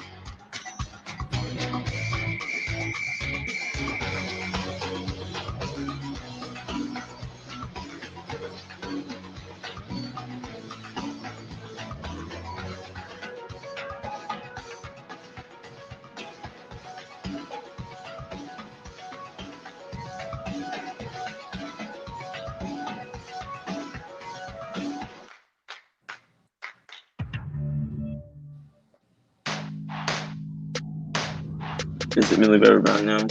And now, someone who lights up a stage and the upside down. Yeah. I'll give you 11 guesses who it might be. Okay, it's Millie Bobby Brown, who also plays the brilliant, resourceful Enola Holmes. Millie is coming back to the next installment of the detective phenomenon. Though, stay tuned, because after, Sherlock might not let her have the last laugh. Take a look. Hello, Tudum. Thank you to all the Stranger Things fans out there for your love and support. We are so glad we got to share the newest teaser with you. I also want to say thank you to all the Enola Holmes fans around the world. It's been an incredible honor. Hello? Hello? Louis Patrick. Hi, Louis. Hello, hey Millie, how's it going? It's going good. How are you? I'm good. I missed you. It's been a while. I know. I missed you too. But not long until we're reunited again on set. I know. Just a couple more days. The Enola Holmes sequel wouldn't be the same without you. Tukes and Enola back together in London. Have you read the script? I sure have. I think we should give everyone a little clue as to what to expect. I think that's a good idea. All right. If you had to describe Enola Holmes 2 in one word, what would it be? Adventure? So original. You could have gone on Netflix to look at that. What's one big thematic from the sequel that resonated with you the most? One theme, I'd say family and teamwork. Good. Okay, what? Stick together, you can make it work. If you stick together, yeah. What are you most excited for in getting back on set? Well, I didn't have any scenes with Henry. Oh, I'm excited to work with him, yeah. And there's a bit of fighting going on, so I'm sure I can teach him a few things. Yes, definitely. Yeah, nice to see you, Millie. Not long now. Louis, this was so much fun. Yes, it was. So good to see you. An Enola reunion wouldn't be complete with the little Sherlock Holmes himself. Over to you, Henry. Cavill. Henry Cavill, guys. Thank you to my brilliant on-screen sister, Millie Bobby Brown. I am thrilled to be returning to set in a few days for our next adventure on Enola Holmes. Now, from Sherlock to swords and sorcery, Geralt of Rivia will be returning for a second season of The Witcher. We have something else to share with our dedicated fans. An exclusive clip from The Witcher Season 2. Take a look. Let's do it! The first season, yeah. Have you told the girl the truth? Anything else? I have nothing to hide. From me, maybe. But have you told the girl the truth? That witches obtain children so they can feed them with magic herbs. The few who survive become witches themselves. All human feelings and reactions are trained out of them. They are turned into monsters to kill other monsters. That's not going to happen to her. But it happened to you.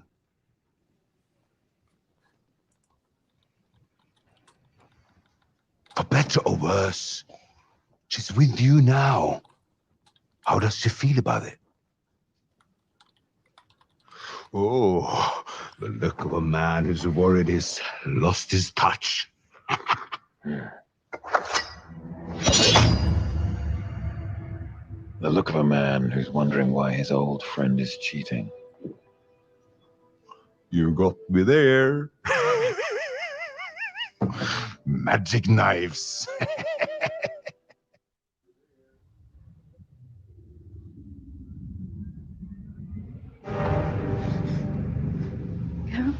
Roaches by the gate. If anyone other than me leaves this place, ride for your life. What's happening? There's a Brookser in the house. What? What are you doing? What's going on, Geralt? Move. No.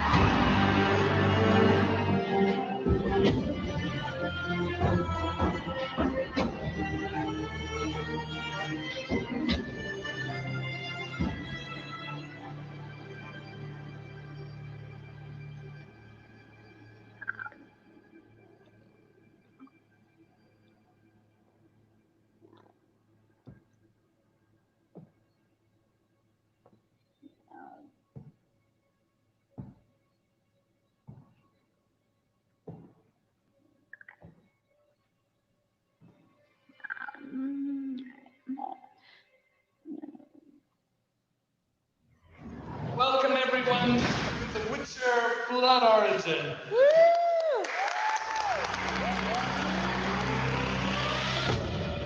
Let's start off with episode 1 of Ballads and Bloodied Blades, written by some Egypt called Declan de Barra and directed by some genius called Sarah O'Gorman. All right. Hi, my name is Declan de Barra. I'm the showrunner on The Witcher Blood Origin, and I'm going to take you on a wee trip around Arborfield Studios where we're filming. And we're going to start in our tiny, wee little stage 1. It's a tiny little place where we're building our tiny little sets. So My new favorite building has props. They're all talented, cool kids in there. It's just a madhouse of cool things. I can't really show you anything. I can show you one thing. This is when they say no animals were harmed, we build all our own animals. So we needed fish. They built him a little scarf. Very smart heel. Sorry. So one of the best parts about writing a show like this is creating something on paper and dreaming it up. And then these talented people here bring it to life. This is one of our sets. This is one of our underwater sets. Not many people know this, but Blood Origin is set completely underwater. It's the origin of the elves. They have gills in this particular world. Underwater. This will actually be repurposed in season 6 of The Witcher, where it becomes a drowner bar. Another thing that I really like about this season is that we are using real beasts. No CGI, no nothing. So we've actually genetically engineered our own beasts. We store them here in these containers. We feed them 3 or 4 times a day with recalcitrant writers. We need COVID testing, and we do that constantly to make sure everybody's safe. This is where we test our ghouls. And despite this being a huge place, as you can see, so Aquaman 1 and 2 and Black Panther 2? It's not going to be big enough for the world of The Witcher Blood Origin. So we're going to have to take you somewhere else. I see. We're not just going to be filming on set. This is an epic show. So we need epic. You know, something like the earth is vomited up mountains out of nowhere. That'll do.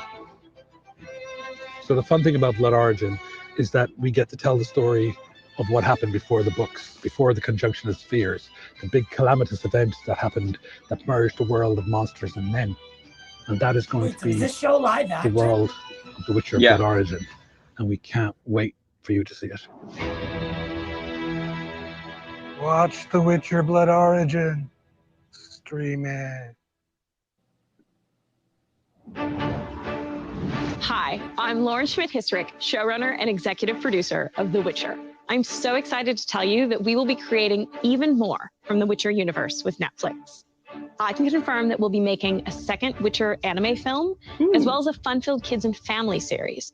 And so excited to finally be able to say this, The Witcher Season 3. We're so excited to continue to grow this universe and cannot wait for you to join us on the ride. And now, I'll hand it over to our very own Geralt of Rivia, Henry Cavill.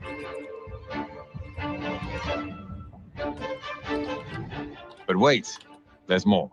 Witcher fans, I can assure you that the new season will be full of plenty of surprises.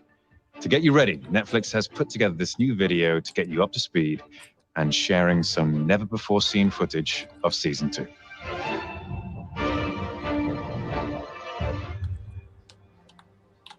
Evil is evil. Lesser. Greater. Middling. It's all the same. Something out there waits for you. Something more. Oh, fun. There is no more hiding from Nilfgaard. She's what I take. Find Geralt of Rivia. Here's your destiny. I need to understand some things. You claim the law of surprise and got me. Why? Slay this beast! I saved your father's life. What exactly is Camelot? You're home. Finally. Vesemir. I brought her here so she'd be safe. To protect her. It's hard to do when I don't know who I'm protecting. Or what I'm protecting her from. You spend a lifetime alone. What changed you? Jennifer of Vengerberg. I want to be powerful. Do you have what it takes? I dream of becoming important to someone. You're important to me.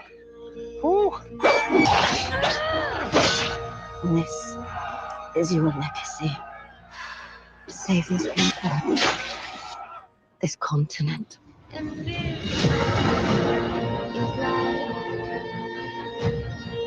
You're in chains behind enemy lines, Jennifer. Do you really think offering me as a sacrifice will spare your failure? You're blind. The war's just begun.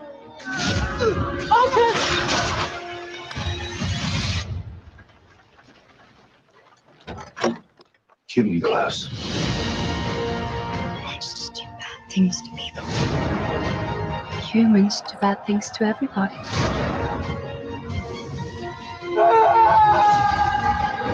Monsters armed when this horrid looks claws and teeth. Monsters are born of deeds done.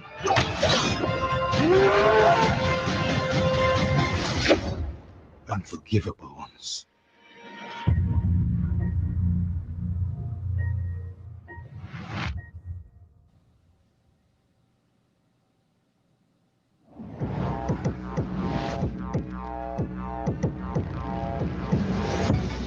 Phenomenal, incredible, undeniable, and so powerful. Like you, I've got a ton of brand new viewing to do.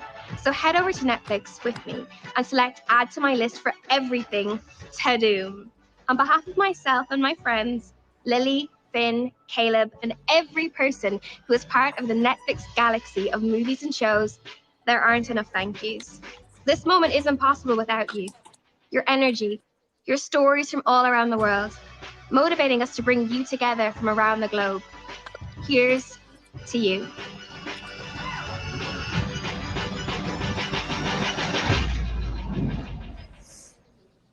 Now that we've reached the end of show, it's time to say goodbye and go. Was it all the fun they had to go? The professor's in a bind, and Palermo's a jerk. Changed my mind. D-Smoke had stories to sing, and we ventured inside young Kanye's rhymes. Tudum, tudum. Magical sound in your living room. My Issa smile. All right.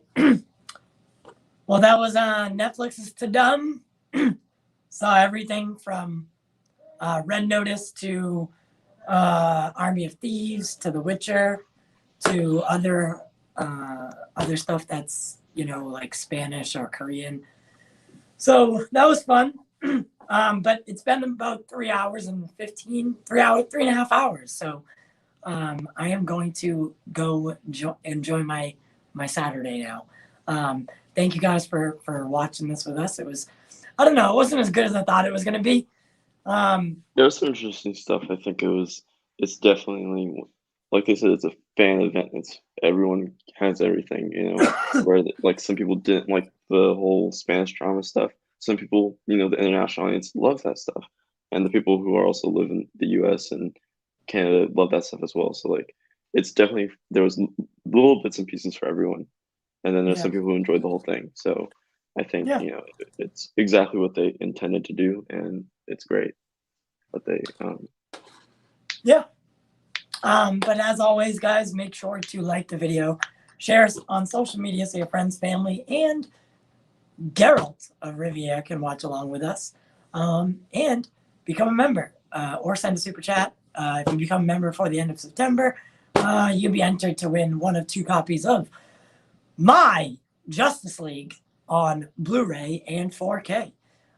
So with that being said, we do it for you, and we do it for the culture.